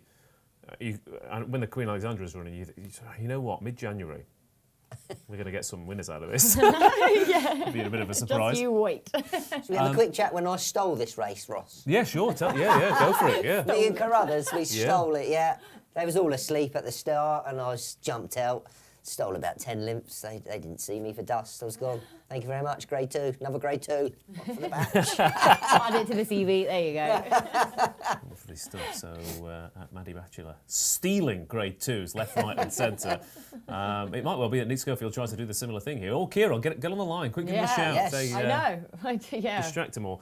Quick word for a couple of others as well. We better mention just a quick word for How Do You Like Me Now. It was only a handicap he won at Foss last time out, but I got the feeling the yard thought, there's 5 runners in here. It's $8,000 to the winner. We've been off for a couple of months. Let's give him let's win this because we know he's a better horse than this, and then go for a greater race. It's a step up, but he could well be up to it. And do you know what? Evan Williams, they've been renowned for it. He'd probably ride him to try and pick off a bit of prize money, and Wedgie sort of got him out of the back. He's looks a little bit free. Yeah, he does. They're off racing then. Staghorn leading up from Gentleman at Arms, Scipion, as they approach the first hurdle, and Staghorn pings that one quite nicely. How Do You Like Me Now? Oh, that was not a good early jumper. Party Business as well. Maybe just remembering that fall last time out because he was not particularly fluent there. But it's Staghorn who's gone on now. Like I said, we've had 2 horses make all over fences, and Nick Schofield is taking this strong stayer who, if you're saying 2 mile 2 at soft ground on at Pontefract, you're definitely going to get home here. Gentleman at Arms, Scipion, Viva La Villa, Party Business, Surrey Quest, and How Do You Like Me Now? But Staghorn, unsurprisingly, given the track and the fact that he stays so well, has shortened up, Ryan. Yeah, into 11 to 4 now, Staghorn, Ross, having BSP at 4.4 to just over 130. Party Business was the slight favourite on the off. He's held up in rear of the 7 runners at the moment. Viva La Villa is travelling and jumping well. Them first couple of flights in about 5th position. But Staghorn has a lead of about 5 lengths at the moment. And as we've seen in the last couple of races at Warwick, it paid to be at the front end. As you mentioned, the stamina shouldn't be an issue. He's into 5 to 2 now in running, as they've obviously a long way to go, but punters are happy with Staghorn's position. Party Business is weak in the market in running. He's out to 5.8, along with Surrey Quest, who I should mention was a really big drifter. 6.3 was the BSP of Surrey Quest, so he was friendless, just like he was at Doncaster the last day. But at Doncaster, he won the last day, so whoever has backed him, I was probably hoping that the drift won't put them off, and he can still run a solid race. But Staghorn has been a little bit novice to these last couple of hurdles up the straight, and he's out to now 3 to 1 in running. Okay, Staghorn then, Gentleman at Arms, and Scipion. How Do You Like Me Now? Surrey Quest. Party Business looks like a completely different horse today. He's not been hurdling particularly well at all, and we have a circuit remaining then. Over at Warwick, but Staghorn. It was good, Staghorn. I've been pleased with it. It was just that wandering there, Joe. You know, at Warwick where the stables are and back That's to the it, paddock yeah. and everything, They and then walk he down steadied there, it don't up, they, and now as he's well? gone again. Once he's Yeah. gone past it, he's like, "Yep, now I'm fine to be a racehorse again now." They walked down there to get to the paddock, didn't they? So Yeah, it's right that's it. next Yeah, to the so you could course. just see him just hanging out towards it, or lugging out rather than hanging out towards it. Staghorn has a clear lead then. Gentleman at Arms, Kieran has just been sitting. Essentially, he is He's his own front runner, isn't he? Yeah, he's trying to dictate the pack there, really, isn't he? So trying to keep tabs on this Staghorn, knowing that I mean, Kieran used to ride Staghorn out to Archie Watson's one summer when he was down there during the first lockdown. Actually, he used to ride Staghorn out the whole while, so he knows this horse really well, which is quite sort of an interesting multiverse that we have going on. So he knows he can't give him too much rope. Yeah, then, exactly. So he knows yeah. he can't give him too much rope because he knows how much he stays, basically. So trying to keep him in his eye line without doing too much himself and trying to not set it up for a potential closer should they go too fast. It's interesting, Kieran had a look behind him then, because you've got one in Yeah. front of you, you think is he going quick enough? Yeah. Kieran obviously thinks, am I sort of going quicker? Because he had a little look to see how far the pack was behind him. And see if any of them were remotely under the cosh in any way. And knowing the front runner bias of Warwick as well, because I just drill it into his head the whole while. It's like, when do you make a when do you? play Yeah. to Yeah, go? exactly. When do you do it? But now they're starting to bunch up there. Is Nick They Schofield are. just trying to get a little You breather? get a little breather down there. I think that's a good place to get a breather. Well, I mean, he's just gone out in the market there. But again, if you're watching him, back you're too thinking much, surely this is the decision here. It's not the pack Yeah, of closing necessarily. It's that he's just slowed it down a little bit. Scipion's off the bridle again. He plugged on last time out at Leicester in soft ground. Party Business starting to get into it now, but they are starting to close. And Staghorn has the whole pack on his heels. Gentleman at Arms is catching the eye the way he travels. Surrey Quest also not out of this. Again, Nicky Henderson having a very good day so far. Viva La Ville also coming into it. In fact, pretty much they've all got a chance here at Warwick, which is what we said before the race, and we're still pretty sure that that's the case now at Warwick for this 225. Staghorn's still in front though. Party Business, Viva La Ville, Sibion. Surrey Quest has gone backwards. In fact, Surrey Quest is struggling here. How do you like me now, Gentleman at Arms? Kate, what wins? Oh, this Viva La Ville is going really well. I know the Scouting Yard think an awful lot of this horse, and he is going very well. He's got clear running in front of him. He's just getting into contention. So Go on, now, the Stag. Yeah, Staghorn's still in front though. Are you confident? Yep, confident. Okay, Staghorn still in front. Gentleman at Arms, Party Business, Viva La Ville. Ryan, you must be Go pretty on, confident Stag. of your chance as well. No, Staghorn, I think, has them all stacked up. Nick Schofield has given him a great ride so far. Yeah, It'd be hard to peg back from there. 8-13, turning into the straight Staghorn. Yeah, Staghorn has kicked on then into the straight with a couple of hurdles to go. Viva La Ville, Sibion, Gentleman at Arms and Party Business all playing out for third at the moment. But Staghorn, who's strong stayer on the flat. He might start lugging across. He is lugging again. He's lugging again. Is Staghorn, Gentleman at Arms. He's trying to pick up the pieces. Mr. Gentleman. Scipion's running on as well. He's not completely out of this. Go on, Scipion, get involved at least in the three. Go on, Scope. Staghorn, Viva La Ville, get across Scipion him. though. And Staghorn, here comes Scipion throwing down a challenge for Tom Lacey and Stan Kieran. Shepherd. But Staghorn has still led all the way. Come on, Gentleman at Stag. Arms. Gentleman at Come on, Arms Stag. and Viva La Stay on. Ville. Go Staghorn on, Stag. pings that one as well. Viva La Ville, Mr. Scipion Gentleman. is Come running on, on Jen. into second place. Come on, Jen. But it's still Oi, oi. Staghorn. Come on, Jen. Gentleman at Arms. Gentleman at Arms running on. Kieran, go, Jen. But Staghorn. No. Staghorn. Come on, Kieran, let's Still cheer on Staghorn. Kieran. Still Staghorn. Why? They're always on this show, and he finishes second when I have to give him a big shout. Goodness me. Staghorn, though, makes all the running to beat Gentleman at Arms into second place and Scipion back in Flat horses to third. the fore. And Great performance, I thought. yeah, That absolutely. was a cracking ride as well. And if Good anyone, performance. if basically, just a reminder that if you do start betting him running, do bet with your head and not with your heart. So share that by. Do not follow my lead, whatever you do. Ryan, tell us about the story of the race. Yeah, although all that shouting, I think Gentleman at Arms, the 7-1 was the lowest he hit in running. So I think too many punters thought he was going to get there. It was a really good ride by. It was a really good ride by Nick Schofield. In fairness, the horse jumped slicker as the race went on. He was a little bit novice early on, but he stacked them up. Harry Skelton got much closer on Viva La Villa with about 3 to jump, but it looked like he was going to pose a threat to the eventual winner. He hit a low of 2.36, so 11-8. Viva La Villa went. Scipion, you got your 3-place bet up, Ross. Well done with him. He ran well for Tom Lacey, justified his decision to pitch him into Grade 2 company. Surrey Quest really disappointing, along with Party Business, who ran on a little bit late on, but Staghorn ran out a really impressive winner in the end. It'll be interesting to see what his next target will be. I'm just waiting for Anti-Post Post to come through, but again, another front-runner winner in Warwick. So whoever is, I'd say they'll be rushing to get to the front in the classic chase, the feature race at 3 o'clock. Yeah, and Mattie Batchelor now not the only jockey to have stolen the Leamington Novice. Nice. Do you know what? I think he's watched my replay. Who Yeah, did I it think he best? probably We has, have that side by side. I rung him last night and said, Nick, do yourself a favour.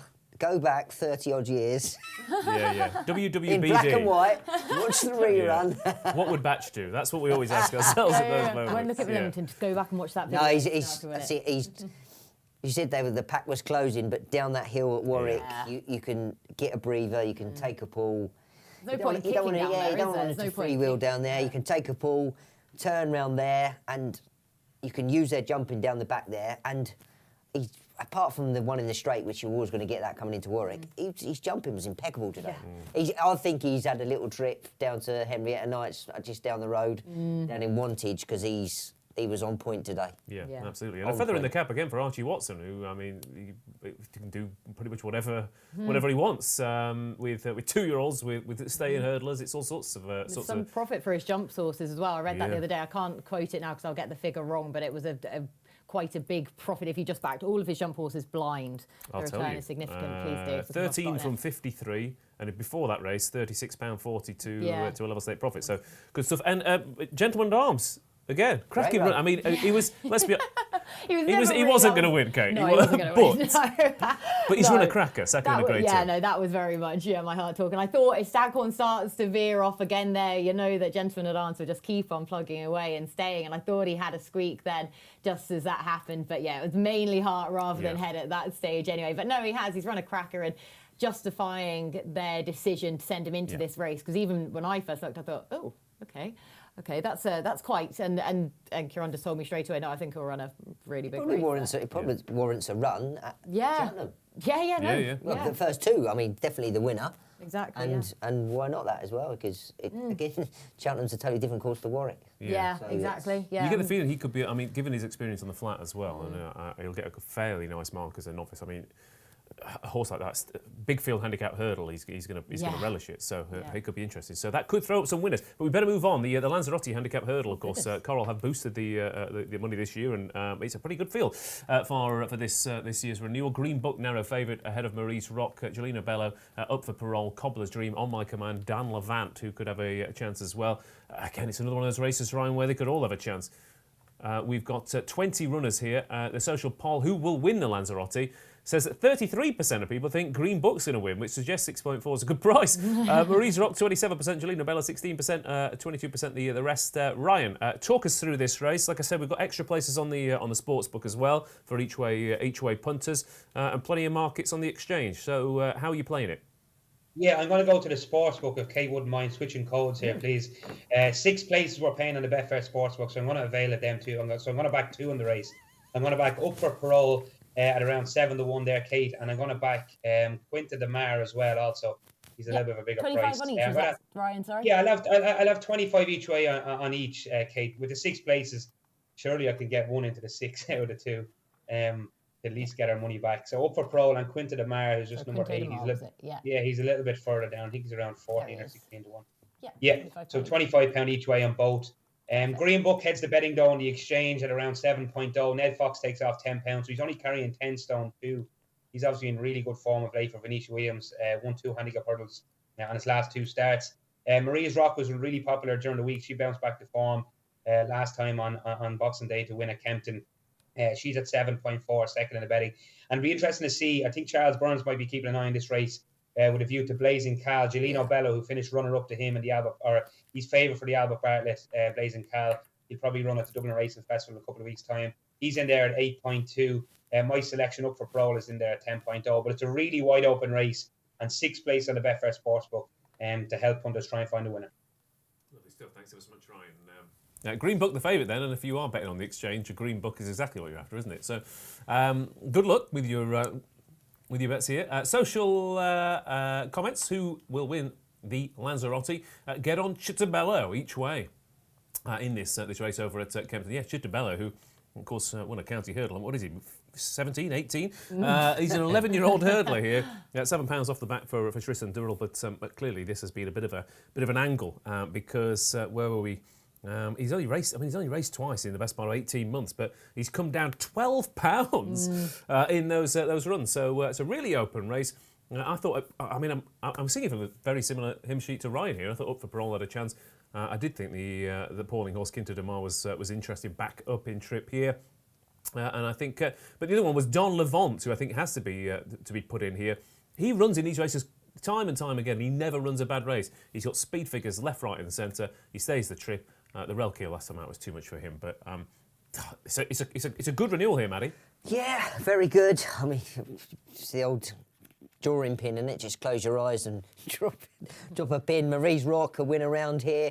I do like the form what Ryan just said with Blazing Curl, the Giuliano Bello dropping back into a handicap after a grade 2, good chance, up for parole, back up in trip.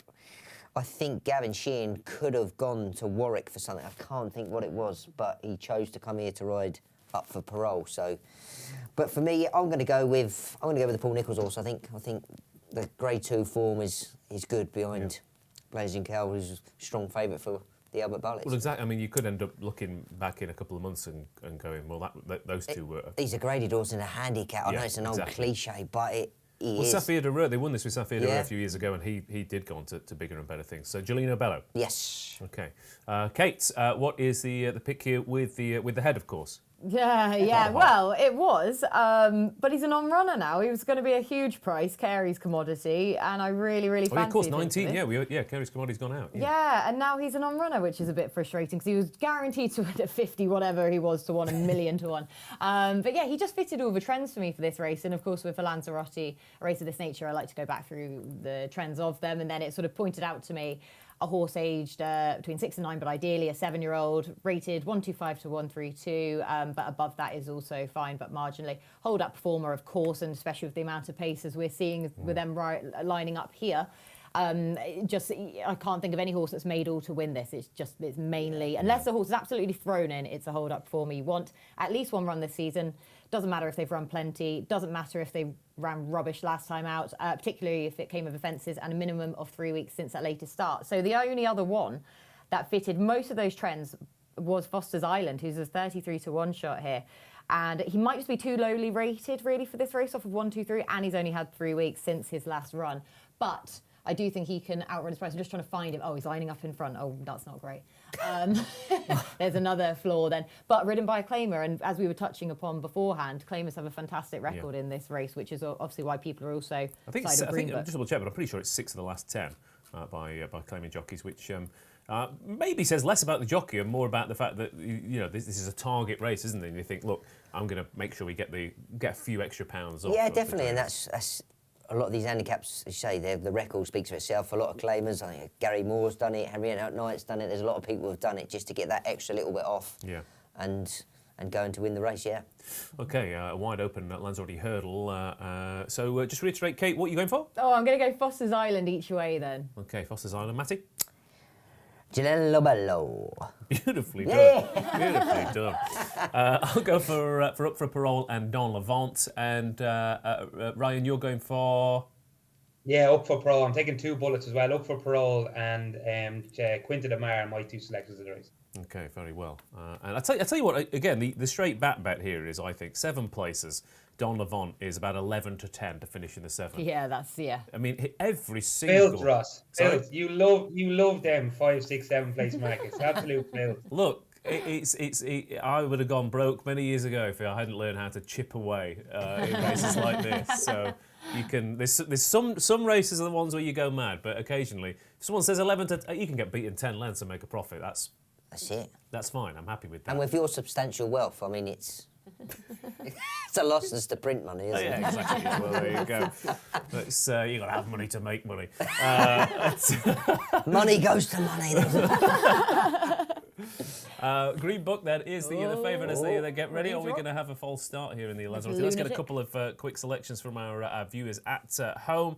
What have we got? Comanche Red each way for Mark B. Good luck to you. Marie's Rock for Tupsa, who could definitely have more to offer. Green Book each way for Tom Leach. On My Command for Andy Sim as well. Again, showing how open this race is.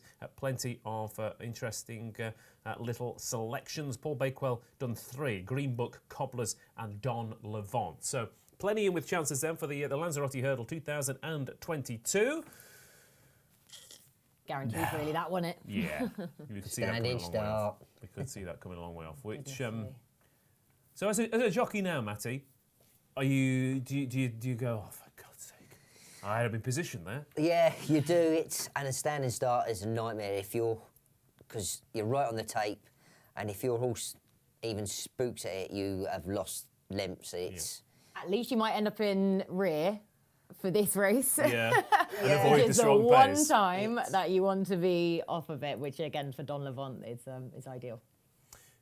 Standing start has worked wonders there. That was good Very, start. yeah, that was Perfect. really nice, actually. I'll take No it all back. complaints from there. Yeah, lovely stuff. Okay, they're ready and they're racing them for the Lanzarote here at Kempton with 4 hurdles to jump before they pass the post for the first time, and let's see where they settle down. Cobbler's Dream is fairly keen to get on with things out in front, as is Foster's Island, and unsurprisingly, Highway 102 is also up there, as he tends to be. Chitabello not too far away. Behind those, we've got Comanche Red as well. On the wide outside is on my Comanche. Chitabello. And Chitabello took off way too early. no. And has taken out Marie's Rock and also the Red Silks of Green Book. So that's the 2 favourites taken out by Chitabello there. Drama at Kempton in the Lanzarote. We've got a long way to go, but we've got 2 horses out of the Marie's Rock. Was it Marie's Rock? In fact, I'm going to just double check there. No, Marie's Rock's still there. Still out Marie's back, Rock, yeah. that's a remarkable Green sit Book there for Nico, then, because Marie's Rock nearly ejected the jockey out. Ryan, quickly over to you. Yeah, the drama there at that hurdle. Chitabello came down, really hampered Marie's Rock, but brought down or unshipped Green Book and shipped Ned Fox. So the both of them are out of the race. Gelino Bello's in a lovely sit in about 4th. He's into 3-1 now and running. But we got rid of 2 horses early, and I'm sure jockeys will just try and get over these next couple of hurdles and get into a rhythm. Oh, the lads are right there. They was nasty. Yeah, that was horrible. Tristan Durrell, that was horrible for him. Last thing, I mean, you don't want it in any race, but in a huge field like that, it can be pretty painful. Highway 102 then. Let's pick up some stragglers out the back who maybe either impeded by that or haven't got into the swing of things as they are into the home straight. Out the back, we've got Press Your Luck, who's out the back as well. Bold Plan is also got quite a few. Don Levant, as ever, is held up for a late run as they jump the hurdle in the straight, and we've got a circuit to go. William Henry just being rushed up. Call Me Lord on the inside in the Mania colours with the green cap. On the wide is the Mania colours with the white cap, and that is Monte Cristo. But it's Highway 102 who's not necessarily settled on the lead. It's not the blinding pace, Kate, that we were expecting necessarily. No, it wasn't. Considering the way that they were lining up beforehand, I know that we had basically a standing start then again, but even so, it wasn't the blinding pace, as you say, we expect from this race and thought looking at this lining up. I still probably want to be coming from further back, though, because of how early they tend to get racing in this race over the 2 mile 5 as well. And interesting with Monte Cristo, he's sort of the one that's caught my eye early on by being out wide and ridden in rear, and he's a horse that might need the revitalising to win this, but we know he's good enough. Yeah. Our theory that Henderson walked out wide and said there's better ground. Yeah, it's again there, yeah. Hurdle and chase. Highway 102 then is out in front. Cobbler's Dream, Quinta de Margelina Bello, Foster's Island on my command. Then behind those we have again the Mania colours of Call Me Lord. Up for Parole's got a nice sit on the wide outside. Earth Law, we didn't mention that one. Was incredibly keen last time out, but still managed to win. Could have more to offer. Don Levant is racing a bit keenly out the back. Cabo Cliffs as well. Bold Plan. Press Your Luck. Maria's Rock has made up a bit of ground as well. And as I said, on the wide outside is Monte Cristo. Over to you, Ryan, for a market update as the race starts to hot up. Yeah, Gelino Bello's been relatively solid throughout. He's out to about 5-1 though now. I think Isabel Williams is riding for your 7 places. She's out the back, Ross. Van Levant. Earth Lord is a little bit keen in midfield, around 7.8, strong enough in the market as well. But it's 6-1 the field at the moment, so there's a long way to go, and Punter's not really sure at this stage what's travelling best. Yeah, okay then. We've got about, as far as I think 4 hurdles to go here. Marie's Rock almost brought down earlier on, is struggling. Quinta de Mar's got a nice sit as well. Ryan would be pretty happy with that. Up for Parole also trying to make a bit of ground. Mattie, what's got the best posse for you? I think Up for Parole's travelling really well. Gav's just pulled him out wide, maybe just to get a better sight of his hurdles and a better run at him, actually. So, but Harry Cobden's still happy the way I'm travelling. What's it? Yeah, absolutely. Highway 102, Cobbler's Dream. Gelino Bello just coming off the bridle there. Again, he is a strong stayer, though, as we've seen. Quinta de Mar. Up for Parole coming into it as well. Bold Plan. There's a one for trends. The last 3 winners all began with a B.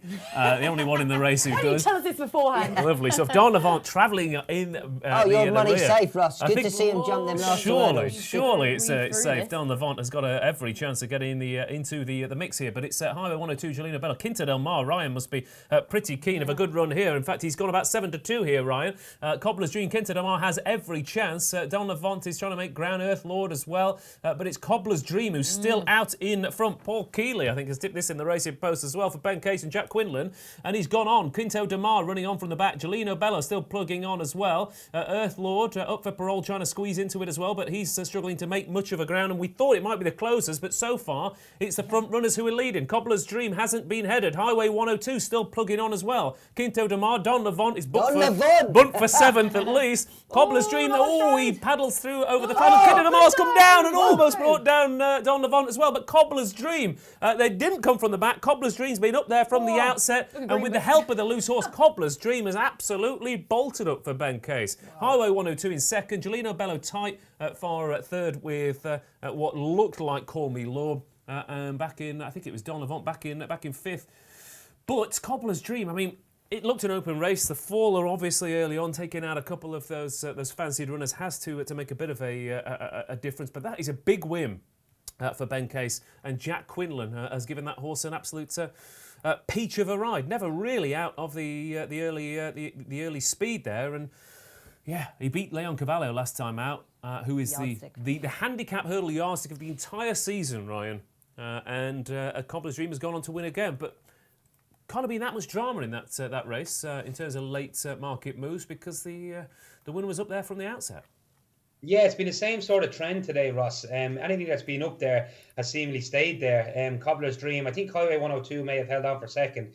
So it was a 1-2 all the way round. Jamie Moore obviously went a steady enough pace if they were able to keep it going, the two of them up front. Nothing from the back really got into it. Quinto Damar would have been placed. He fell at the last. And my other selection up for pro, we had 6th place. I think he finished 7th, of course. Dan Levant got into the 7 places. If you were a bit braver, Ross, you might have got paid an extra few quid at a bigger price. But it was a good shout by on Dan Levant. He was ridden for a place, and he ran on to finish in the place. It was a really good shout. But I think that the trend of the day is be up in the van early, and there's a good chance you might stay there, because that's what happened here again at Kempton. Nearly every race we've seen, both at Warwick and Kempton today, that's been the case. Nothing really got involved in the back. But I definitely would keep up for parole on side going forward. He ran on well to the line. He was a little bit wide down the back straight. Probably horses that were held up, it didn't really suit them. So I definitely keep him on side going forward. I don't think Gelino Bello done Blazing Cal's form any harm. He ran on well to the line to finish placed as well. So it'll be interesting to see how he fares out at Dublin Racing Festival, Blazing Cal. But yeah, it was about a 5 or 6 lane victory in the end for Cobbler's Dream, and Jack Quinn will be delighted with that. It's a big winner for him on a Saturday. Yeah, Cobbler's Dream won a race last time out that Big Time Dancer won when taking this race next time out. So add that to the list of trends, that's for sure. But a Cobbler's Dream, it was fairly simple. I mean, again, this horse won a bumper over in Ireland, and that's its 5th start for Current Connection. So it was a real fly in the ointment, Kate. The thing is that the money injection this year has brought. Is a lot more exposed types in this year's contest, and it's gone to one of those. Yeah, exactly. That's it. And I'm happy to see, actually, on that basis, that Cobbler's Dream has come to the fore there. And Ben Case has had a remarkable season, hasn't he? He's had such a cracking season. And, of course, he teamed up there, was it a few weeks ago? Was it a treble? Or was it Jack Andrews' treble? And Ben Case trained 2 of them, something like that.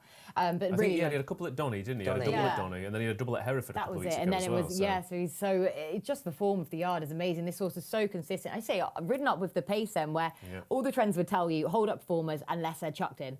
Unless he's chucked in, but the fact that the pace also held up with Highway 102 as well would suggest that Jamie Moore probably did pace that really well on that horse, rather than sort of having, an out-and-out horse that was chucked in. But at the same time, he was chucked in because of how far he's pulled clear of the second horse. Sickening for Greenbook. I know he was loose then running up, but he's, to get wiped out that early, you could see why Venetia Williams was saying that Ned Fox was going to lose his £10 claim on this horse. And all of that. So, but unfortunate for backers of him that he got wiped out, but super likeable from Cobbler's Dream that he was one of this progressive horses rather than a handicap plot job to really go and win this.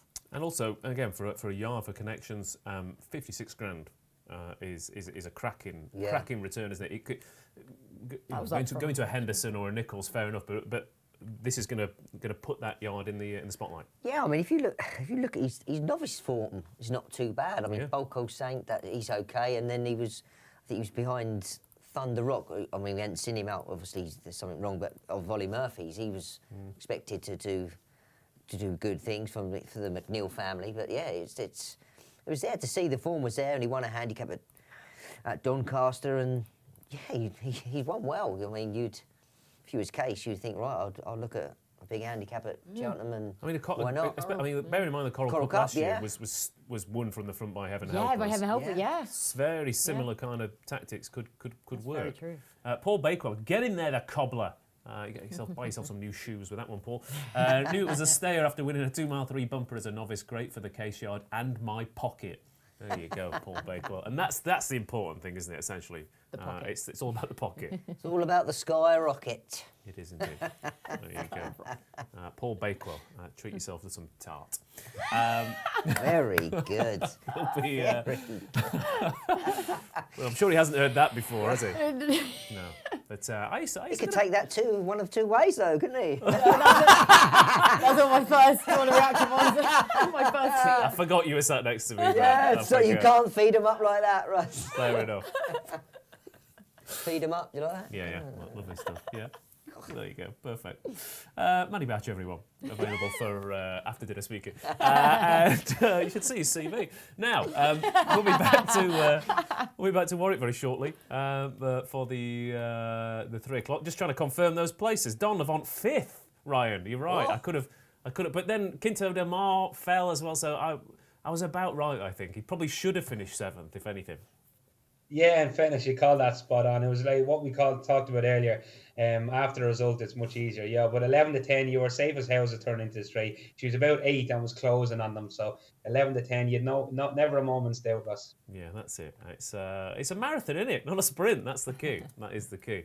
And that's certainly what we've got next, isn't it? The Classic Chase is far from a sprint. 3 miles and 5 furlongs the distance then as we go over to Warwick for the next race there.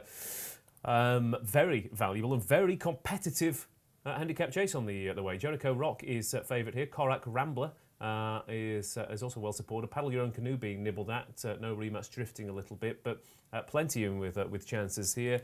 But Jericho Rock, hard to crab. Hard to crab.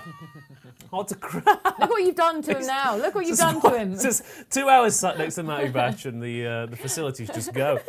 It's hard to crab, Ryan McCue, those last 2 runs.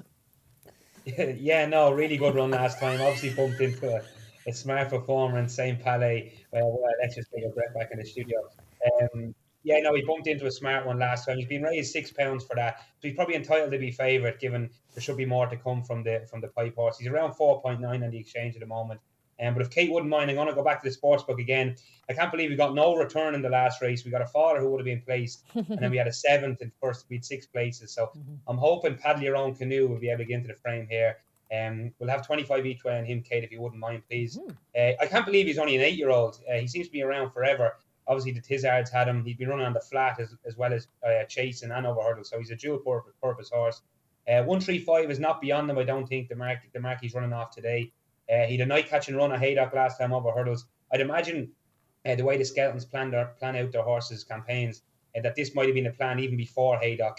It looks a race that may be tailor-made for him. So at around 9.4 he is on the exchange. We're going to back him on the sportsbook because we're paying 5 places on the Betfair Sportsbook. And I think it's a bold move, though, just to mention the top horse, Korak Rambler, to run him in this race. He was in the race that 300 through 5-1. Whether he would have beaten him or not remains to be seen. But he's carrying top weight here as a novice and giving weight to the field of experienced handicapper. So it is a bold move, I think, by Lucinda Russell. He's around 6-1 on the exchange at the moment. He's been steady enough in the market, it has to be said. No rematch has been very weak. And Captain Tommy, I'll just mention, who's been nibbles around for him. David Bridgewater's running down towards the bottom for Paddy Brennan. He's in around a 14.0 chance at the moment, having been bigger than 20 earlier on this morning. Okay, there we go. Ryan McCue with Paddle Your Own Canoe. It rhymes, doesn't it? For the classic handicap chase. There we go. Apologies. Switch the mic onto mute for a second there. So Ryan McCue with Paddle Your Own Canoe is what I was saying over at Warwick for the 3 o'clock. Jericho Rock ahead of the betting. Going to be fairly hard to beat here for David Pipe. Again, it does look good that Chepstow form's worked out. Are you with him or against him? Yeah, very much with him. Jericho Rock, him and St Palace cleared, come 11 M's clear at Newbury, and they wasn't stopping. Very impressive. Listen, I think not a chance is it's drifted out to a massive price, running off the same mark when it won last year. Achilles is, I think, £5 worse off than running last year, the first two. So I'd give that a chance each way. But yeah, Jericho Rock, I think. We were talking, I know, again, we're going back on ourselves in terms of yards in and out of form, but whereas Nicky Henderson's bounced back today, Alan King, they are struggling a little bit to make much of an impact. Again, he's also having a quiet January. Yeah, but he's one of those horses that you can sort of plan his campaign. Alan King's probably worked back from this race because you think, well, he loves it round here, he seems to run well there. So they plan back, and he probably, this time of year, he probably just comes to fruition, and this is his sort of race. Yeah, and he managed to break that run of Paul de Peffets last time out as well. So that Haydock run looked a pretty good one. I will go with no rematch. He's been a bit weak, but that's because I think Tom Siegel put him up and he was sort of 20-odd to 1. Then he came into single figures and he's drifted back out a bit. But that figure at Chepstow on his penultimate start was fantastic. And that Exeter run last time out, he travelled incredibly well throughout and then blew up. There is a slight concern that might happen again.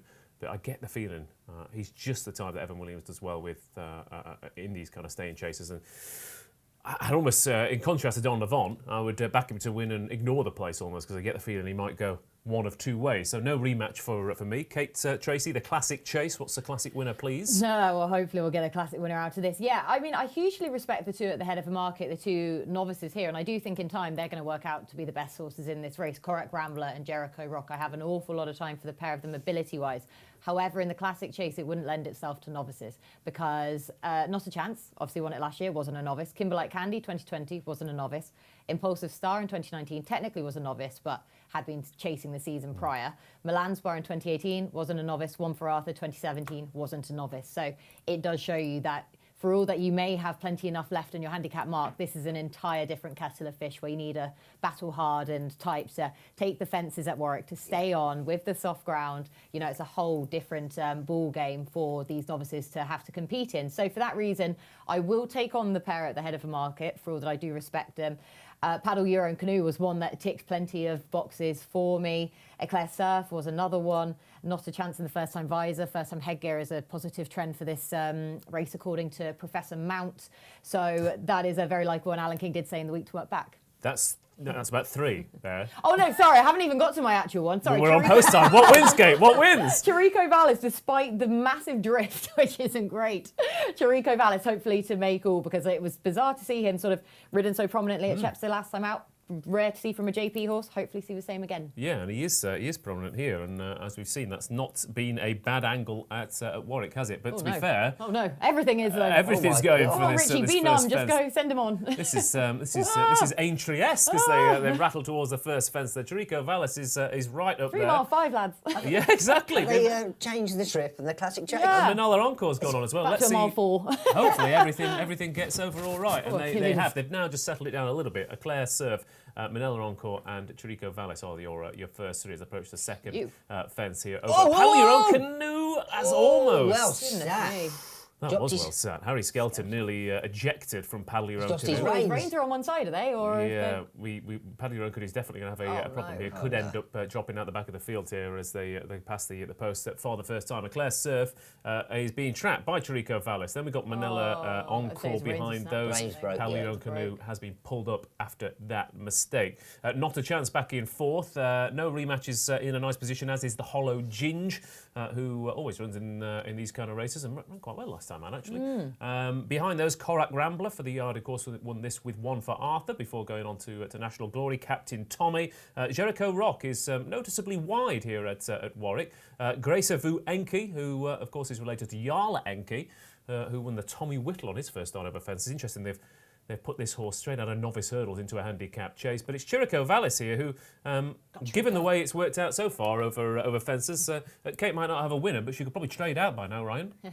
Yeah, a lot further than I have. Obviously, with Paddle Your Own Canoe, I think I've been on a paddle run today. No luck there with Paddle Your Own Canoe, but Chirico Vallis is into about 28 to 1 in running on the exchange at the moment. And I'm sure that might probably get a bit shorter if he can stay there for another couple of fences, as obviously we've seen nearly everything make all at Warwick today. Interesting though that Jericho Rock and Corach Rambler were both in mid-division. Well, Corach Rambler's a little bit further back, to be fair. They're both at around a 7 to 2 mark, so they're both really strong in the market. Eclair Surf has now gone on from Chirico Vallis, and he's into around 6.2, 5.6 now. So getting shorter all the time. And if he can get into a rhythm down the back straight, Eckler Surf, I'd imagine a lot of people will make him a short price in running. Yeah, Emma Lavelle as well does target this race. Shotgun Paddy a few years ago, 1 win, 2 plays from 3 runners, so they know what it takes to win this kind of race, and they know where they need to be as well. Leclerc Surf, Chirico Vallis, Manila Crooner, not a chance. They're strung out already. We've got They're a still couple of going a circuits nice to go. clip for 3-5. It's But this is that kind of, this is the track, isn't it? You don't want to be messing around out the back. But is any Jericho Rock? Ooh, a little mistake there. That wasn't a good jump, was it? Korak Rambler's got a lot to do here. It's a tough one but they slowed it down here. They're sub 30 miles an hour here. It's very much a stop-start gallop. Stop-start gallop, yeah. Which is going to suit those who are sat fairly prominently. Jericho Rock, inexperienced showing so far a little bit? Ooh, a little bit, yeah. It's just, as Kate alluded on to earlier, there's novices in a handicap. He just can catch him out a little bit. Yeah. Yeah. Leclerc Surf then has gone into a nice. You must be happy. Chirico Vallis is at least halved in price here. In second place. Everything's going to plan so far. Yeah, my cash out would have looked nice, wouldn't it? Yeah, absolutely. Yeah, he's into about 20s now. Not a chance for Speed Niggle. Gracie Vuenki, Hollow Jean, Jericho Rock, all with chances. But yeah, this horse has. Leclerc Surf got a big gap on the field, Ryan, but they're not going a mad gallop here. No, exactly. I think Tom Bellamy just had to force it a little bit early to get to the position he's in now. And as you said, he's really slowed it down. So I'd imagine he's around 3-1 now in running, but I'd imagine that'll get shorter if punters wanted to play him in running. Plenty out the back are making silly little mistakes, getting amongst horses. So Eclair Surf is jumping and travelling well at the front end. As you said, Tom Bellamy's probably slowed it down. But he's in a really good rhythm, and I think that's the key for around Warwick. He's around 3-1 at the moment, but Jericho Rock remains favoured at just around 3-1. He's in 5th position as well, but he's about 10 lengths off the leader, Eclair Surf. Yeah, Eclair Surf, of course, was beaten 35 lengths behind I Will Do It last time out, but as we already know from that Welsh National form, it wasn't a bad performance at all, despite the big margin of defeat. Eclair Surf then has gone into a nice rhythm. We've got a circuit to go over at Warwick.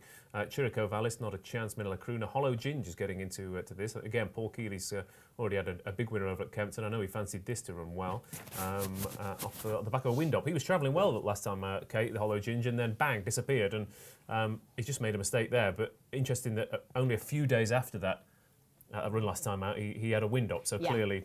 There was an issue why he stopped so quickly, wasn't there? Because Leader just had a bit of a guess at that. An Eclair Surf, he does have that in him, doesn't he? This horse we know, and he's just landed in the middle of that fence there. So much better there. He gave it a lot more respect. That next fence clearly learnt in very quick time. But yeah, he actually, as you say, Hollow Ginge was actually running a really sort of solid race in the Elaborate Trophy last time out. But then he did just stop very quickly. And as you say, a few days later, wind operation makes sense. Then the issue he had. He's had a freshen up since then, and he needs to go well fresh, that horse, and with soft ground. So they would have been delighted to see the soft still was there at Warwick this morning. Yeah, shout out for a few who are catching the eye a little bit. Grace Vuenki running a lovely race over fences for the first time. Captain Tommy as well. You said there's a bit of money for that one, Ryan. That one is in the mix as well. Still travelling. Yeah, not a chance. Has got a chance. Yeah, and Achilles, despite his name. First 2 last year. The other JP horse as well. Jerry's back. The enigma that is Jerry's back. That Mattie Batchelor was I think you backed him last time out, didn't you? Were we in? Was it Kempton and Ascot? Yeah, somewhere. Yeah. He's but Eclair Surf has kicked on here. I mean, he's 3.8 in the betting so far. They've still not got a mad gallop. Front runners have pretty much dominated so far, Kate. So if you're on Eclair Surf, Tom Bellamy must be happy so far. Yeah, definitely. So as you say, he's sort of, he's tanking his way through it, isn't he? Apart from that one fence he's missed, and that's sort of been the only fence that he's got wrong so far. And we do know he has it in him, so hopefully he's got that out of the system as Jerry's back. Peck's on landing there, and it's have to have been picked up off the turf. But yeah, fair few still in this. It's just whether or not Tom Bellamy has paced this to optimal effect. Sculet's confident. Yeah. Jericho Rock is coming into it again. That form is pretty much bomb-proof. A mistake from Chirico Vallis there, but it looks like it's between Eclair Surf and Jericho Rock at the moment. Although Captain Tommy is not out of this either, trying to make ground down the inside, and he does stay very well. He got outpaced at Exeter and plugged on into a place. Korak Rambler as well. Don't rule out Korak Rambler getting into the mix. But Eclair Surf has led all the way and is still going well. He's not absolutely foot perfect, Maddie, but he's got them all on a spin here. Yeah, he might have just nicked enough of a lead to Scoo's just having a niggle now. I think School thought he was going to get there a lot easier, but He's 1-2 in running here. Eclair Surf, Jericho Rock, Jericho Vallis, and back and forth is Korak Rambler. But Eclair Surf, Emma Lavelle and Tom Bellamy have done everything right so far. But can Jericho Rock pick up this front runner? To the jump here, and it's Eclair Surf who gets over that nicely. Jericho Rock in second. A little bit of a tired jump despite travelling well. Jericho Vallis and Korak Rambler. But Eclair Surf has pretty much taken this race to pieces. Welcome to Warwick, ladies and gentlemen. Eclair Surf, probably his best jump of the entire round there at the last. Jericho Rock going up and down on one spot. But Eclair Surf, again, Emma Lavelle loves a runner in the Classic Chase. Back a front runner at Warwick, back a winner pretty much. Jericho Rock second again. He's a rock solid yardstick through the staying handicap chase form. I think Jericho Vallis might have got, pretty sure he got a place, assuming he got over the last. He finishes Surfer K. Fourth, Korak Rambler, and fifth looks like the other JP horse, the one and only Mr. Jerry's back. But again, at Warwick, I mean, if you're in running punter, Ryan, halfway through the race, you have a maximum on the front runner and you go and make a cup of tea. Yeah, he was 4-1 or around 4-1, 9-2 with a circuit to go, Ross. And we were saying that was probably a fair enough price considering Tom Bellamy slowed it up with a circuit to go. And he seemed to kick before they turned into the back straight because I think the horse was jumping that well from that. He felt that if he could take a few lengths out of him there and then his jumping would do the rest for him and guide him home. Jericho Rock hit even money in running, but I think it was too big of an ask to give Eclair Surf a lead like that and catch him. And one to take out a race, I think, is Korak Rambler. He finished fourth. And he got close enough to Jericho Rock in second. I think he was only beaten by 4 or 5 lengths by him. But Derek Fox rode him out the back, and as we've seen today, that is not the place to be in Warwick. And Tom Bellamy basically won the race in the first half a mile, I'd suggest. And he BSP'd 13.9, but he was a short price. I think he was around half that price after 2 fences. So whoever backed him at his BSP was very happy after a couple of fences. Yeah, Emma Lavelle then with another winner in this race. Won it in 2014 with Shotgun Paddy, who then went on to finish second in 2017 as well, behind One for Arthur. And she did have another one. I'm just going to double check. Shotgun Paddy again, wasn't it? It's just Shotgun Paddy. He's won it. He's placed in to start Simpson. Just do it again. Eclair Surf every year. Come back for this. Yeah, it's great ride from Tommy Bells from the front, and you can do that round Warwick in. You can't do anything else at Warwick today. Yeah, and in that ground, it's hard to make up. And we said it earlier before when we was off air, but on air, you make lemps down the back there, and if you can jump them fences down there, and then kick off that bend because you slightly come downhill into the home straight, and if you can nick a few lemps there, it pays dividends. Mally Draycott, boom, took 11-1 at home, and I think a couple of others. Andy Sim as well. Claire Surf for Emma Lavelle, informed stable, looks a good each way to me. Well done to you. And just to double check, we just quickly go back to Lanzarote. Up for parole, finished 6th at Ryan's. Didn't you back him in the 6? Yeah, I backed him in the 6. I didn't realise he finished 6, Ross. Yeah. So that's the first bit of good news in about 2.5 hours. That's a boost Ryan needed. There you go. Yeah, he snuck in for 6th ahead of Earth Lord. Just behind the 7th place good thing, Dan Levant. So that's respectable. Yeah. And if Kinton Amal hadn't fallen, you would have been out of the frame. So it's swings and roundabouts in this game, isn't it? Over to Kempton we go then for the 3:15 here, where we have another handicap chase for the stayers over 3 miles here, and another bit of a enigma. Well, I was going to say at the top of the betting, but there's been considerable support here for Kitty's Light, and the money keeps coming for Christian Williams and Jack Tudor, and is now into 4.1. Caribbean Boy a little bit weak.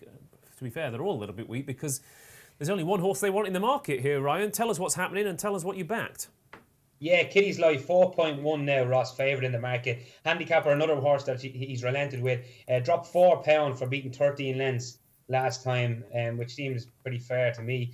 I think Wishing and Hoping might be the play in here. It's a very trappy race again. I've not been in the best of form today, it has to be said. I'm going to have £15 each way on the exchange on Wishing and Hoping.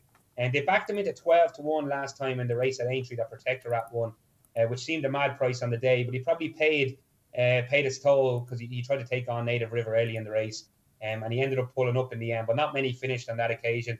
Alex Edwards knows the horse well. He's around 8.8 to win the race on the exchange. I think he can definitely get into the places. Whether he's good enough to win or not, I'm not too sure, but I think he's fairly solid for the place point of view. So I'm going to back Wishing and Hoping each way, but as you mentioned, Kitty's Light is all the rage ahead of the market. Caribbean Boy, I'll just mention the top weight, is very weak, out to 6.2 now for James Bone and Nicky Anderson. How much would you like on him? Sorry, Ryan, I missed that. 15 each way. 15, please, yeah. we'll reduce the stakes, Kate, as the day has not gone to plan. But that's We've the been thing. very unlucky though. A rain's breaking, one getting unseated then earlier on, and then one falling at the last. Yeah, so that's. I think you can cut yourself some slack, Ryan. Yeah. No, I think this is always the danger, isn't it? That at the start of the day, you can, if you came out of the day and said, "Oh, I've had 2 winners," but when you say it's in the 8th and 9th races, potentially it can be quite a long slog. But Kitty's Light is backed into favouritism. Caribbean Boy, obviously a very interesting horse. Again, he's another one who can go either way. But James Bowen in the saddle for the first time since this one bolted up in soft ground at Haydock a few years ago. So again, Kate, what's the selection here for you? Because again, it's another wide open contest. Oh God! Yeah, Don't lose exactly. faith, guys. So we've got 2 more races. Yeah. If I could have sat out 3 races today, this one, the Potemps qualifier, and the other. I mean, you can sit it out. No, I'm not I'm a team player. I'm gonna. Well, but surely part of the team is that you're allowed to take a breather while I'm we allowed take to the allow slack. the team to. Yeah. Me and Mattie will carry I'm it. the game maker. What is it called in midfield? So that's what. No, I Midfield can't. dynamo. Yeah. I can't resist. It's a Saturday, and going back through the trends, there's one horse that ticks the most for me in this. McTotty, believe it or not, though. Okay. Very strange random kind of selection, seeing as he didn't get around on his latest couple of starts. But I can forgive both of those after his win at Aintree in the Grand Sefton, where he won that in really nice and convincing style from a horse that I thought was well placed and well handicapped for that. Fell then again over the national fences in the Beecher behind Snow Leopardess, and then pulled up in the Welsh National, but about 73 horses pulled up in that. So again, I can completely forgive that. And it's mainly because I'm concerned about the jumping, about Caribbean Boy and Smarty Wild, who I thought were the biggest dangers. Think it's probably on the sharp side for Kitty's Light, for all he's being well backed here. Questions have to answer about the others. A Troirfil, he's just never fulfilled the potential that he was bought for this yard. Double Shuffle. Who knows with Shuffle what he's going to do? So Matt, He's clearly been. I mean, he won this last year, hasn't he? Yeah. This is clearly the he's angle just for him. he's just 12 now, and Sure. he's just a monkey. But I will say though, the past 10 years, we've had a 11-year-old last year, double shuffle, finger on the switch was 10. Planet of Sound won this as a 12-year-old back a few years ago. So age is not necessarily a barrier, which makes this a tricky race. So you're taking a chance with McTotty. Yes, I'm going to take it with McTotty because basically on the trends you want a bit of conditioning for this race, which he has with the 4 starts this season. So side with him. Okay, Peter Bowen and Sean Bowen with McTotty, James Bowen on Caribbean Boy. It's a family affair. Mattie Batch, what do you like? Yes, I like Wishing and Hoping, but Ryan's just tipped that, so that's put me right off of that the day he's having. But yeah, he went too quick at Aintree. I did like Christian's other one, Strictly a Dancer. Kitty's Light, I spoke to Will Kennedy this morning. He rode it last time, thought the track didn't suit, so Strictly a Dancer, but each way, Wishing and Hoping. Okay, Wishing and Hoping then is jumping off in front, which has been a good place to be throughout every single race today. Double Shuffle also not too far away. Caribbean Boy hoping that he can get a little bit further than the first see fence. about this first now. Poor old Daryl Jacobs. Although admittedly he got unsighted last time out, and Yeah. that was, I mean, that was perfect, absolutely spot on jump there. I've had a little bit on Caribbean Boy. He's a bit of an enigma, but I do think he's not necessarily. He's got plenty of ability. He's got his quirks. He could go either way here. You get that feeling. Bearing the grudge because I had him then as one of my only 3 bets on the day that last Saturday when he ran at Ascot. Obviously, as you say, he was blindsided, so Yeah. I can completely forgive that. But yeah, But I also do you still bear can't grudges. completely forgive it, can you, Kate? I can feel it in No, you. I can't. It still resonates. Wishing and Hoping then is, again, setting a steady pace out in front, which has been the order of the day here. So you'd be pretty happy with this, Ryan, if Lightning Strikes, it's not even twice, is it? It'd be Lightning Strikes' 8th time of asking this afternoon. Wishing and Hoping. Has this one shortened up? Yeah, shortened up a little bit. He's into now 6-1. I'm waiting for a rain to break or something like that. But at the moment, for Alex Edwards, he seems to be. He got a little bit tight to that last fence. He seems to be travelling well in the main, and he's in front by a couple of lengths, as we said. That's the place to be today at every track we've seen. Strictly a Dancer is shortened up as well from his original price. He went off 9.5. He's into 7.4. But not much has happened early on. They're spread right across the track. Nicky Henderson's after Falco Blitz, I'd imagine Nico de Boinville told James Bowen that better ground may be out wide, as he seems to be riding him wide like he did Mr. Fisher. He's around 4-1 in running. But Wishing Hoping is jumping okay in front. He's a little bit sketchy at his fences, but he leads the way at the moment. Yeah, it's interesting that the Henderson horse is noticeably wide, and he's got a nice sit, Caribbean Boy. Again, he might just be a bit of a confidence horse, Matty. Things have not gone right for him, and now he's jumped a few fences. He's got into it. He's like, oh, okay, maybe this isn't so bad. Yeah, I think I heard Darryl this morning on TV. He's definitely, you hit the nail on the head. He's definitely a confidence horse, and Darryl loves him to bits. He's just, I say, over the first few fences, hopefully that confidence is coming back slowly. Wishing and Hoping in front, Caribbean Boy, Strictly Dancer, Double Shuffle, Atois, Phil, Smarty Wild, Kitty's Light and Mac Totty. Again, fairly steady gallop out in front. Front runners have dominated throughout over hurdles and over fences, both at tracks today. The earlier chase over at Kempton was won. Well, in fact, both Henderson horses who've won at Kempton today have raced wide, and Caribbean Boy is doing just that. Atois Phil didn't jump that particularly well. Kitty's Light, I mean, you were talking about the track, Kate. So far, that is holding up for Kitty's Light, who will do what Kitty's Light does and run on. That's all he does, doesn't he? Yeah. Bless his heart. He's so genuine. He's lovely. We'd all love to own a Kitty's Light, certainly so. But unfortunately, with most of the tracks in this country and these types of staying handicap chases, pace holds up. And that, unfortunately, always counts against Kitty's Light for all that he runs admirably every time. But, yeah, again, being ridden in rear here, and you do just wonder if that's going to count against him, as is Mac Totty. Yes, who didn't jump that He doesn't that jump well very early well on. at all. No, he's again maybe a. I mean, he's You fallen, sometimes see pulled up. that horses that have been over the national fences that come Yeah. back to park fences. And They're suddenly like, hang on a and they minute. sort of lose a little bit of respect for him. It looks because they've jumped round there. I mean, he was impeccable round there, Aintree, and then come back there as they just Yeah, it's interesting, isn't it? You see horses take to the national Yeah. fences, and then because you'd think, well, if you can jump impeccably round there, then everything else must be easy. Easy, Yeah. yeah. And it actually doesn't work in that sense, which is really bizarre. Smarty Wild's been pretty keen most of the way through this, hasn't What he? a jump that was. I mean, that was pitch perfect, wasn't Yeah, it? even I saw that beautiful. stride. That must. That's delightful. I did a How many stride in miles 25 away? years, Kate. I just said that one. Take a picture of that. Wishing and Hoping then is actually quite a big price here, Ryan, despite the front runners are all. Strictly a Dancer shortened up, and Caribbean Boy solid as well. Yeah, he's jumping slightly to the left, wishing and hoping, which would be a little bit of a negative. But Caribbean Boy is favoured in the running now at 11-4. Smarty Wild, who Kate mentioned, travelling well. He's catching the eye in midfield. He's going easily enough. He's challenging Caribbean Boy for favouritism. Out the back, Kitty's Light is not really travelling. There's a lot of ground to make up, and we haven't seen horses do it today. So at around 11 at the moment, Kitty's Light, he looks to be struggling. But Caribbean Boy out wide is into 9-4 now with Wishing and Hoping. Is still up there. He maybe leads now and enter to Wishing and Hoping. But still remains a 9-1 chance. I think plenty of people must be watching us here because they want to take on my selection. And so he's out to 9-1 Wishing and Hoping, even though he's in front.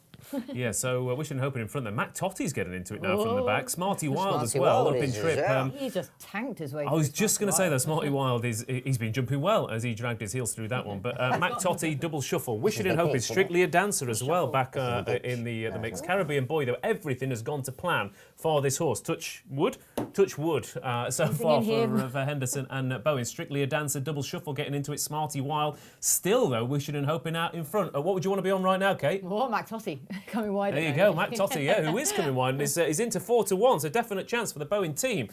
Caribbean Boy, though, on the heels of Wishing and Hoping. So far, the three horses we all fancy are in the mix here. This could be a cracking little finish, but who's going to come out on top? Wishing and Hoping, Caribbean Boy, Smarty Wild, Strictly a Dancer, Mac Totty, Atois Phil and Kitty's Light is well and truly off the bridle here. But it is still Wishing and Hoping, Caribbean Boy, Smarty Wild. Matty, who do you like? Winners in front, I think. Okay, winners in front, and that is Wishing and Hoping. But here comes Caribbean Boy, Smarty Wild, who did win at this track at this meeting last year over a shorter distance. Is getting into it. It is Caribbean Boy versus Smarty Wild. Who is going to stay the strongest here at Kempton? Smarty Wild is outstaying Caribbean Boy, but he has to prove his stamina. So far, he is. Smarty Wild, Caribbean Boy, they're a long way clear. Lovely jump from Caribbean Boy. It's taken into the lead. James Bowen wide throughout, and it's another winner. Looks like it for Nicky Henderson at Kempton today. 3 winners over fences. Caribbean Boy gets it right. Gets it right from Smarty Wild. Wishing and Hoping back in third. But that is the Caribbean Boy you wanted to see a few weeks ago, That's Kate. what he was meant to do the last day. Yeah. He's back with a bang. Yeah, luckily. I mean, if you've sided him Velasa, you had to have a little saver should he go and do it this time. He was just sort of a horse where he does feel such a nearly horse all the time, doesn't he? And so you keep wanting to side with him, but you keep thinking, do I keep spending this money on him? But little savers, but everything's come right from then. He landed with momentum after the last. There was absolutely no stride for Smarty Wild there. No. Coming down to the last, Tom O'Brien did the right thing though, didn't he? Just allowed the horse to find a stride, but unfortunately, just one of those things that wasn't there for him. Rather than wider out again, Caribbean Boy found the stride, landed momentum, short enough run in then at Kempton, and he's gone and put that wrong right again from last time out. Absolutely. And people will say, did Kate back Caribbean Boy? They say Jamaica. I said I tried. But she wouldn't listen. She wouldn't listen. Was that just off the cuff, or have you had this plan? While you were talking, I was waiting. I was like, how can I get this into the mix? That's what I'm doing most of the time when other people are talking, thinking I can make jokes. Really does ruin most conversations. Now, Ryan, talk us through that race. It was a cracking finish, but I mean, whoever's run walked the track for the Henderson team, it's worked wonders this afternoon.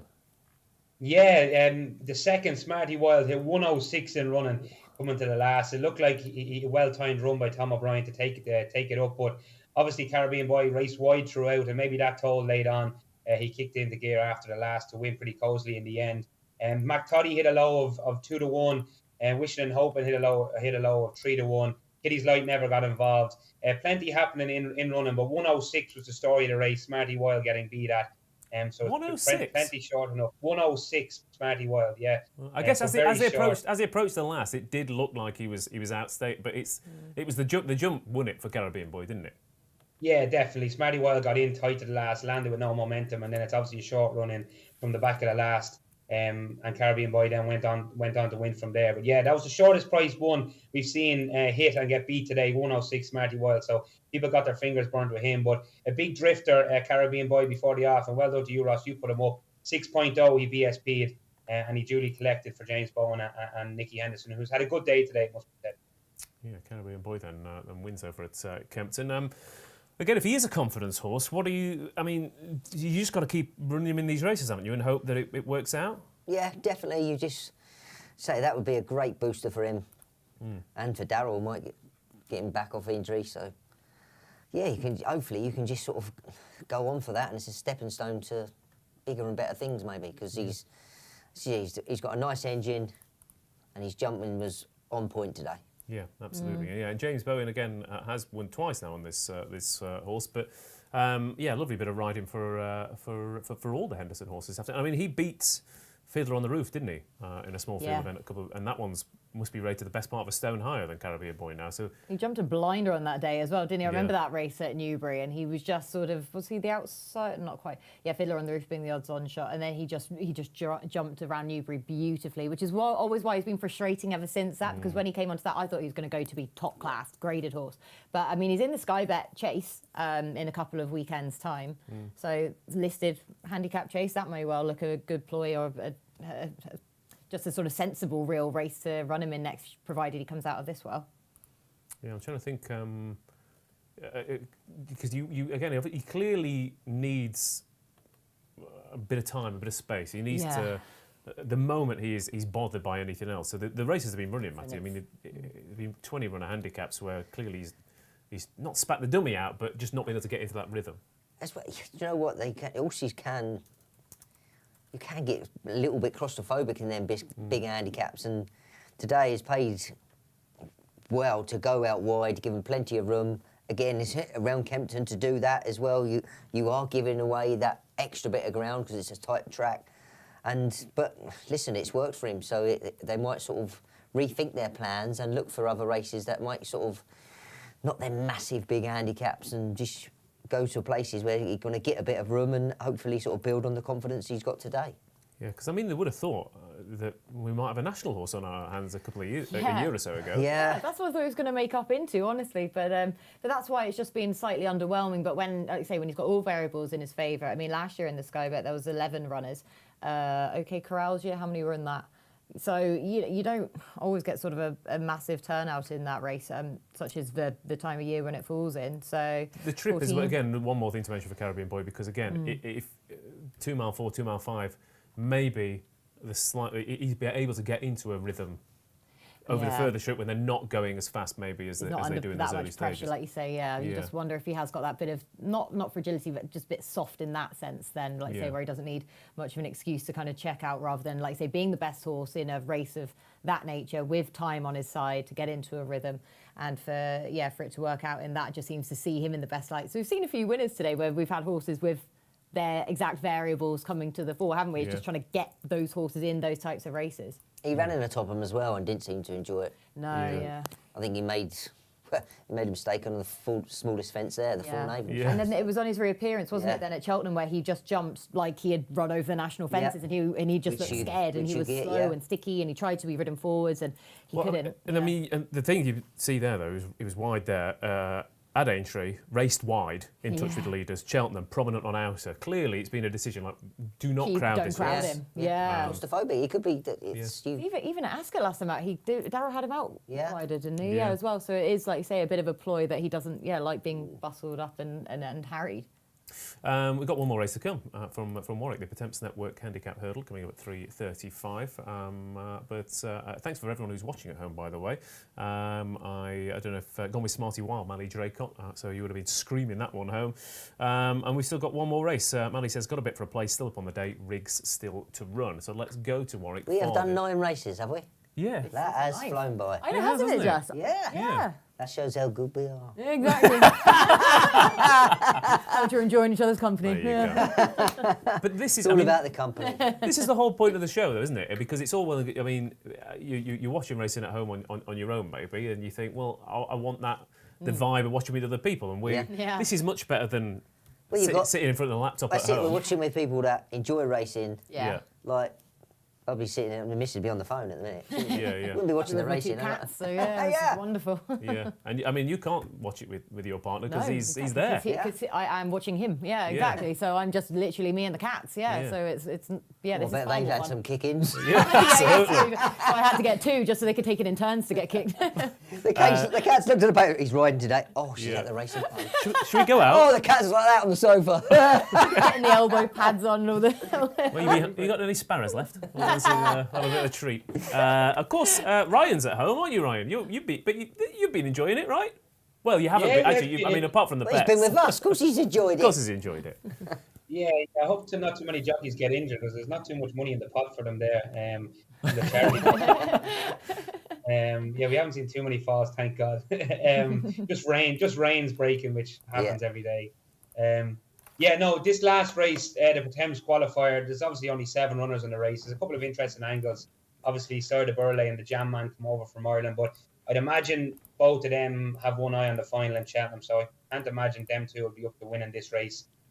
So I'm going to rule them 2 out, and by process of elimination, I think it's between. I think the market have it right with Riggs and Alaphilippe, the 2 down towards the bottom of the weight. Sporting John has been well back in the last 5 minutes or so. He's into 4.1, but I just feel with him as well, off a mark of 151, that the final in March might be in their minds as well. And you've seen in this race before in the green and gold colours, they've been running on from the back of the field without winning. So I'm going to avoid him as well. Third Wind is on a bit of a revival mission.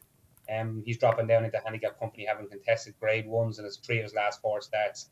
So I'm going to go with Riggs. I'm going to keep it simple to finish the day, and hopefully I can get out on a winner down the bottom. So if Kate could do the honours and have £50 win on him for the Skeltons. He ran really well behind the 7th place Don Levant last time at Haydock in the Betfair Exchange Stayers Handicap Hurdle. That was a good race on paper, in fairness, and it turned out to be a decent race. Don Levant obviously ran well earlier on at Kempton. He's off a mark of 132, which is not beyond them. He's 10 stone to carry. He's getting lumps of weight off the top few horses. As I said, I'm not mad on the top few, so I think off 10 stone, he's really, really interesting. There's probably an argument that he could be a lot shorter in the market than 5-2, or just under 5-2 that he is now. So Riggs is my selection, and hopefully we can finish on a high. Yeah, Riggs then. And that Haydock race. I mean, he just went a bit soon, didn't he? You got the feeling Harry thought, right, I'm going to have to take Bass Rock on here, and he was there for Don Levant to pick up. But the races worked out well. Flight Deck, who was 5th, won a nice race at Carlisle. Orby's Legend, who was 7th, won nicely at Wincanton. And he's got to have every chance, Riggs. He's got a lot of ability. He's slightly concerned about the amount of seconds to his name. But it's still fairly early days for him. Yeah, it is early days. I say 10 stone is very appealing, sort of a nice low weight, and Harry probably missed a meal last night to do it. But Alaphilippe, good form coming into it, but I think they just need to get a run into this for March. And is this the classic Pertemps qualifying? Yes, I think Fergal's gone. Look, we need a run, and if it's a bonus if it's wins, but we just need to get placed and get qualified. But yeah, Riggs stands out. For my third wins, you could probably say he maybe needed the run. It was in a Grade 1, so a big drop down, so you couldn't discredit him. 7-1, but yeah, Riggs for me. I think it's the Noel Feely Syndicate, isn't it? It is, yeah. Run by the ever popular Dave Cross. Yes, exactly. Yeah, for Noel Feely and Dave Cross Syndicate. Yeah. Yeah, we must get that right. So Riggs then for Ryan and Mattie. The last straight batter of the day for me. I had a little sports book. Ryan, you'll love this. A filthy sports book, trebles and fourfolds on horses to finish placed in the first thing. We've had three go in so far. I've had Champagne Court finishing the 3. I've had Eldorado Allen finishing the 2, and I've had Scipion finishing the 3. And it's going on to third wind here to finish in the 3. He's just a horse. He's Mr. Fisher, but over hurdles. Yeah. Put him into that top level. Yeah. He's not good enough. Put him in soft ground over hurdles in lower than outside a Grade 1 company. Soft ground over 3 miles. First, fourth, second, first. So he just runs at this level, and I think conditions are spot on, and he's no chance against Champ and Time Hill last time out. But this is more his kind of grade. So third win to sneak in to the frame at the very least is the last straight bat of the day. Kate, Tracey, what did you like here? Is there anything that you backed a few weeks ago might pop up and break your heart again here? But this is one of the ones you wanted to sit out, wasn't it? Yeah. I mean, all bar Another one? I know. Yeah, honestly. I wanted to go home an hour ago. No, I haven't actually sat out any of them. Have you noticed? No, I wanted to, but I couldn't help myself. I still had a selection, which hasn't really worked out anyway. Oh my goodness. But I mean, all bar one of these, provided they get around, is going to qualify for the Pertemps. This automatically makes this a nightmare. I say third wind is probably one of the more solid ones. I mean, he hasn't run in a handicap since that second in the Stayers handicap hurdle up at Haydock when he was just beaten behind Main Fact, who just won 1,000 races that season. So this is far more his level. But I look through, I think Riggs will obviously be here to win. Sporting John, I have no idea.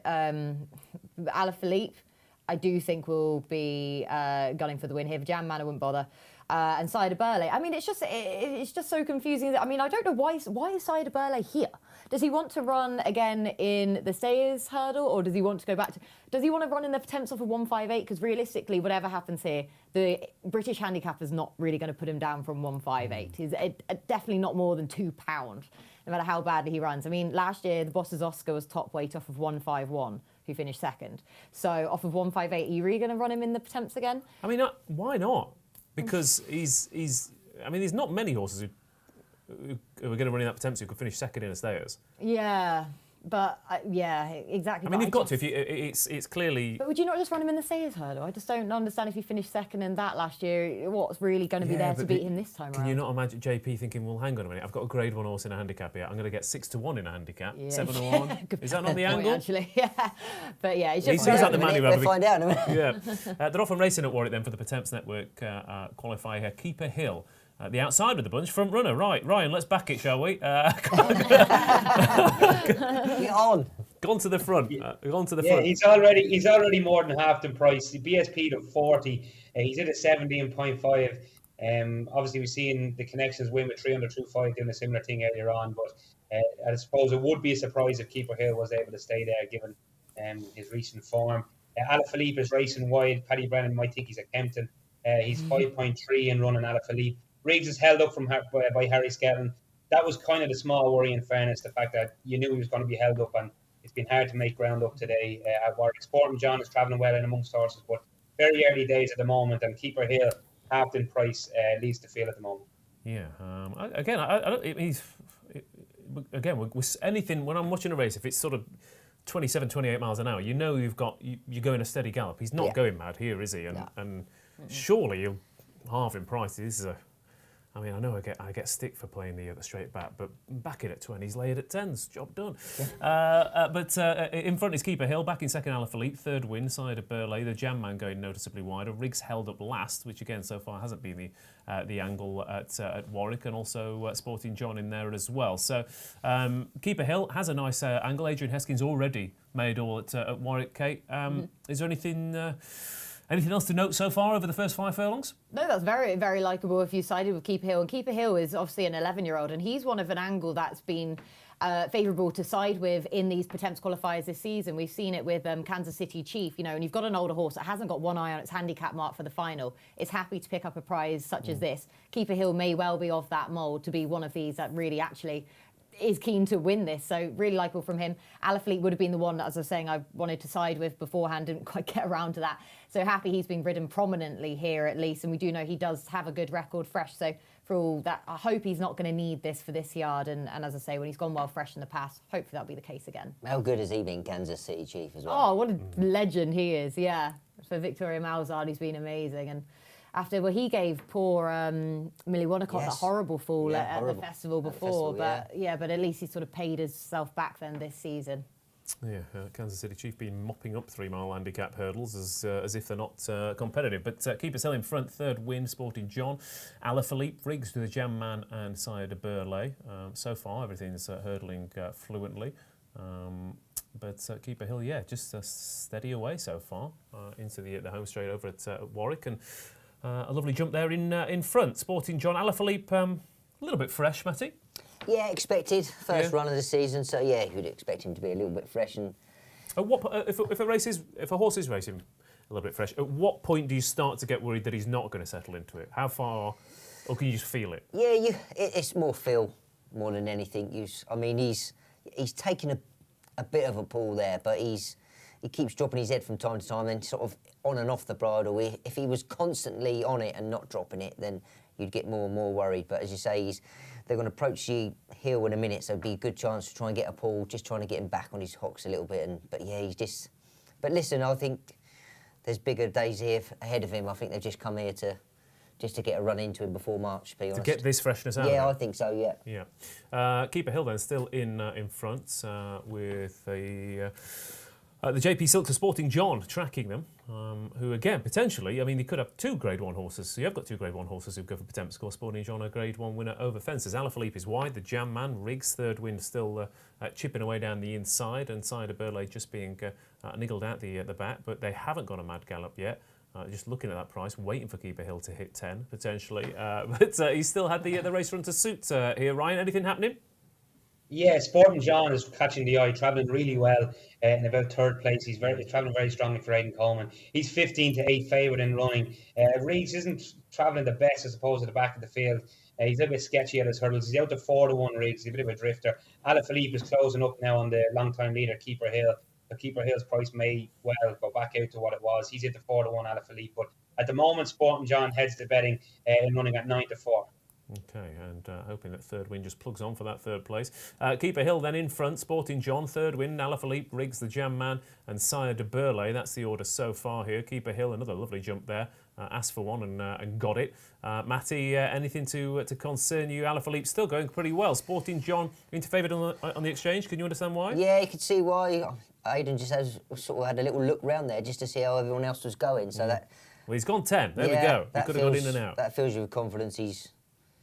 Riggs, his jumping's been a bit patchy. Yeah. The Jam Man's not out of it. Third win's not out of it. To be fair, nothing's really out of it here, Kate. No, if the Jam Man goes and wins this now, this will be wild. He hasn't won since the Troy Town, has he? Which was very impressive, wasn't it, when he went and won that? This is a fascinating contest, really. And Sporting John, after he was trading, that's right. Oh, Riggs now. Riggs now coming into it. Third win just paddled through that, but he's back on the bit. They're all in with the chance. Now Keeper Hill is threatening to be swamped by the lot. Third win down the inside rail. Sporting John still swinging along. Alaphilippe still swinging along as well. Alaphilippe. Keeper Hill still in front though. They haven't quite got to him. This could be a cracking finish here at Warwick for the Pertemps Network qualifier. Keeper Hill, Sporting John, third win. Sire de Burley, Alaphilippe is swinging along on the wide outside, but it's still Keeper Hill out in front. Front runners have been dominating all day. They haven't quite got to him. Alaphilippe and Sporting John, the big dangers though. Third win plugging on. The Jam Man and Sire de Burley looking for room as well. Here comes third win down the inside. Alaphilippe has been he's given a cracking ride here. It's Sporting John versus Alaphilippe. The Jam Man, Sire de Burley.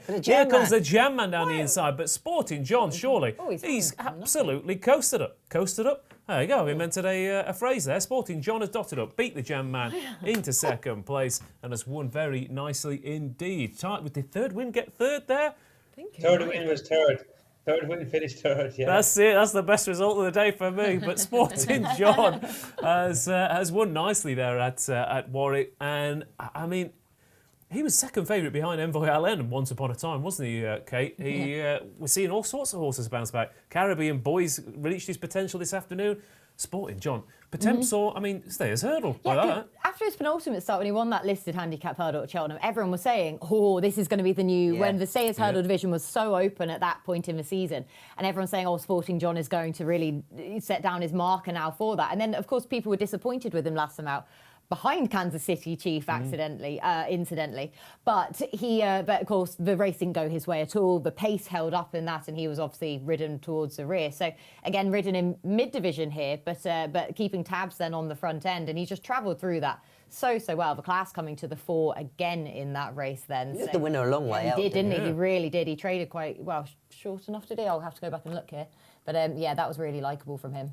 Yeah, he's fairly bolted up there, Sporting John. And like you said, he was favoured from a long way out. I mean, Alaphilippe's run an absolute cracker on his first run back. And just got a bit tired by the looks of it. Yeah, I mean, that's exactly what you said, isn't it? Yeah.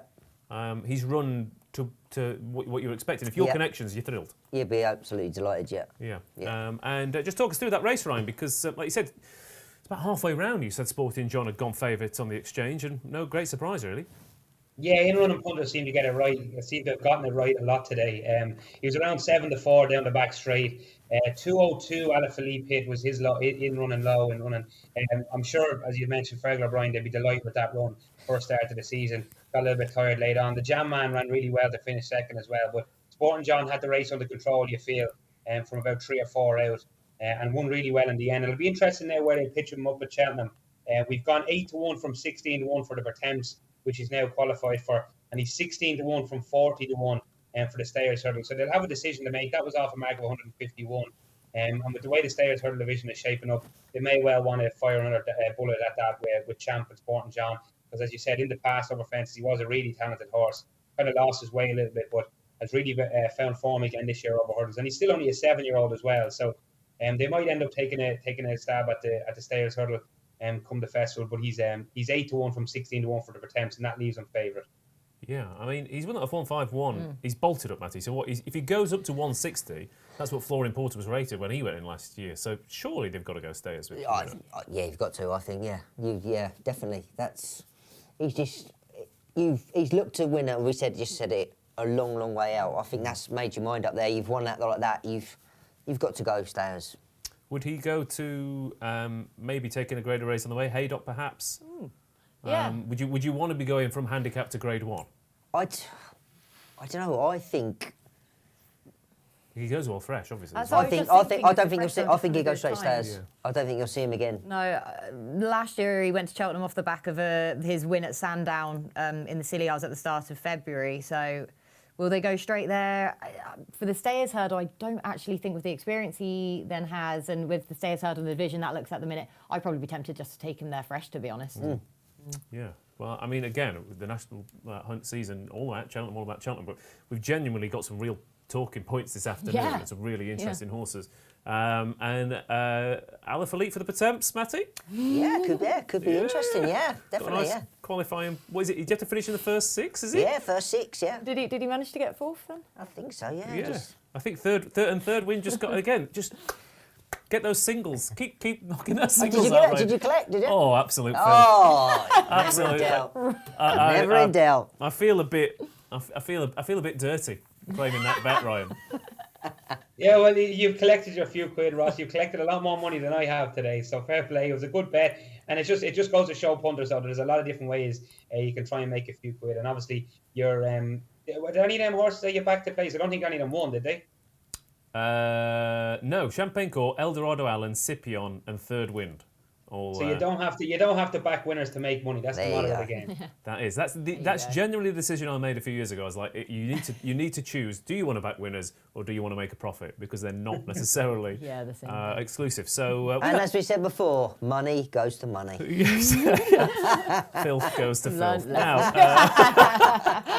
but thanks, guys. It's been a good afternoon. We've had a lot of racing. We've seen some really impressive performances. 2 questions for you, Matty. Most impressive on the day, and the one you would want to back come the spring. I think I would go the last one we were just in for the Pertemps. I think that run well, and the Classic Chase winner, the Surf. That was a good bit of riding, and I did again Heskey, great bit of riding on 3 under through 5. Yeah, Some absolutely. good riding skills today. Yeah. there Kate, was. same question to you. Best horse on the day and the one you'd want to back in the spring. Best horse on the day. I really like the performance from Brave Siaska. It feels like that was hours ago now. Yesterday. Yeah, exactly.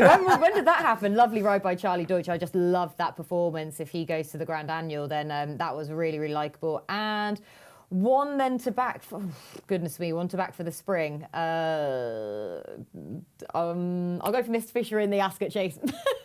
Cool. Yeah, absolutely fine. Absolutely fine. I'll avoid Cheltenham for now. No, that's absolutely fine. I think we've probably just seen the most impressive of the day in Sporting John, because that's got to be a leap to a Grade 1. What will be back in the spring? Don Levant to finish in the first 10 in the Coral Cup. Just a wind right up there one last time. Ryan McCue, same question to you. Most impressive on the day, the one you want to be with in the spring? Yeah, I think that last race, even though there's only 7 runners in that race in Warwick we just watched, I think Sporting John will be an interesting runner at the Stayers Hurdle. And Alaphilippe, who ended up finishing 5th, I think, in the end, he ran well for a long way. He jumped the last upsides in front. I think he'll come on plenty from that. And Fergal O'Brien has a decent enough record without winning, I think, the Pertemps. I remember a few years back, he had a horse run really well at a price in it as well. So I think Alaphilippe would be interested in the Pertemps and Sporting John in the Stayers Hurdle. But it was a good day's action. Very hard in my part to find winners. It started off well with a forecast. I don't know where I was going there. And then after that, I couldn't even get one winner. So started off with a hard bet, which I collected. And after that, found it tough. Well, we live to fight another day, though, Ryan. It is a long old winter season. Thank you, everyone, to watching at home. Andy Sim, Hugh Mass and Paul Bakewell, everyone who was watching at home. I know Mally Jacob in particular had a good afternoon, didn't you? So thanks to Mattie, to Kate, to Ryan, and, of course, to everyone out in the gallery, Will and Kyle, doing great guns, or at least once they switch the show on. We are Racing Post, not live. Was the start of the day, but we'll be back. We'll be back next Saturday, of course. Dave Orton will be back in. I'll have kept the seat warm for him. Thanks for watching, and enjoy the rest of your weekend.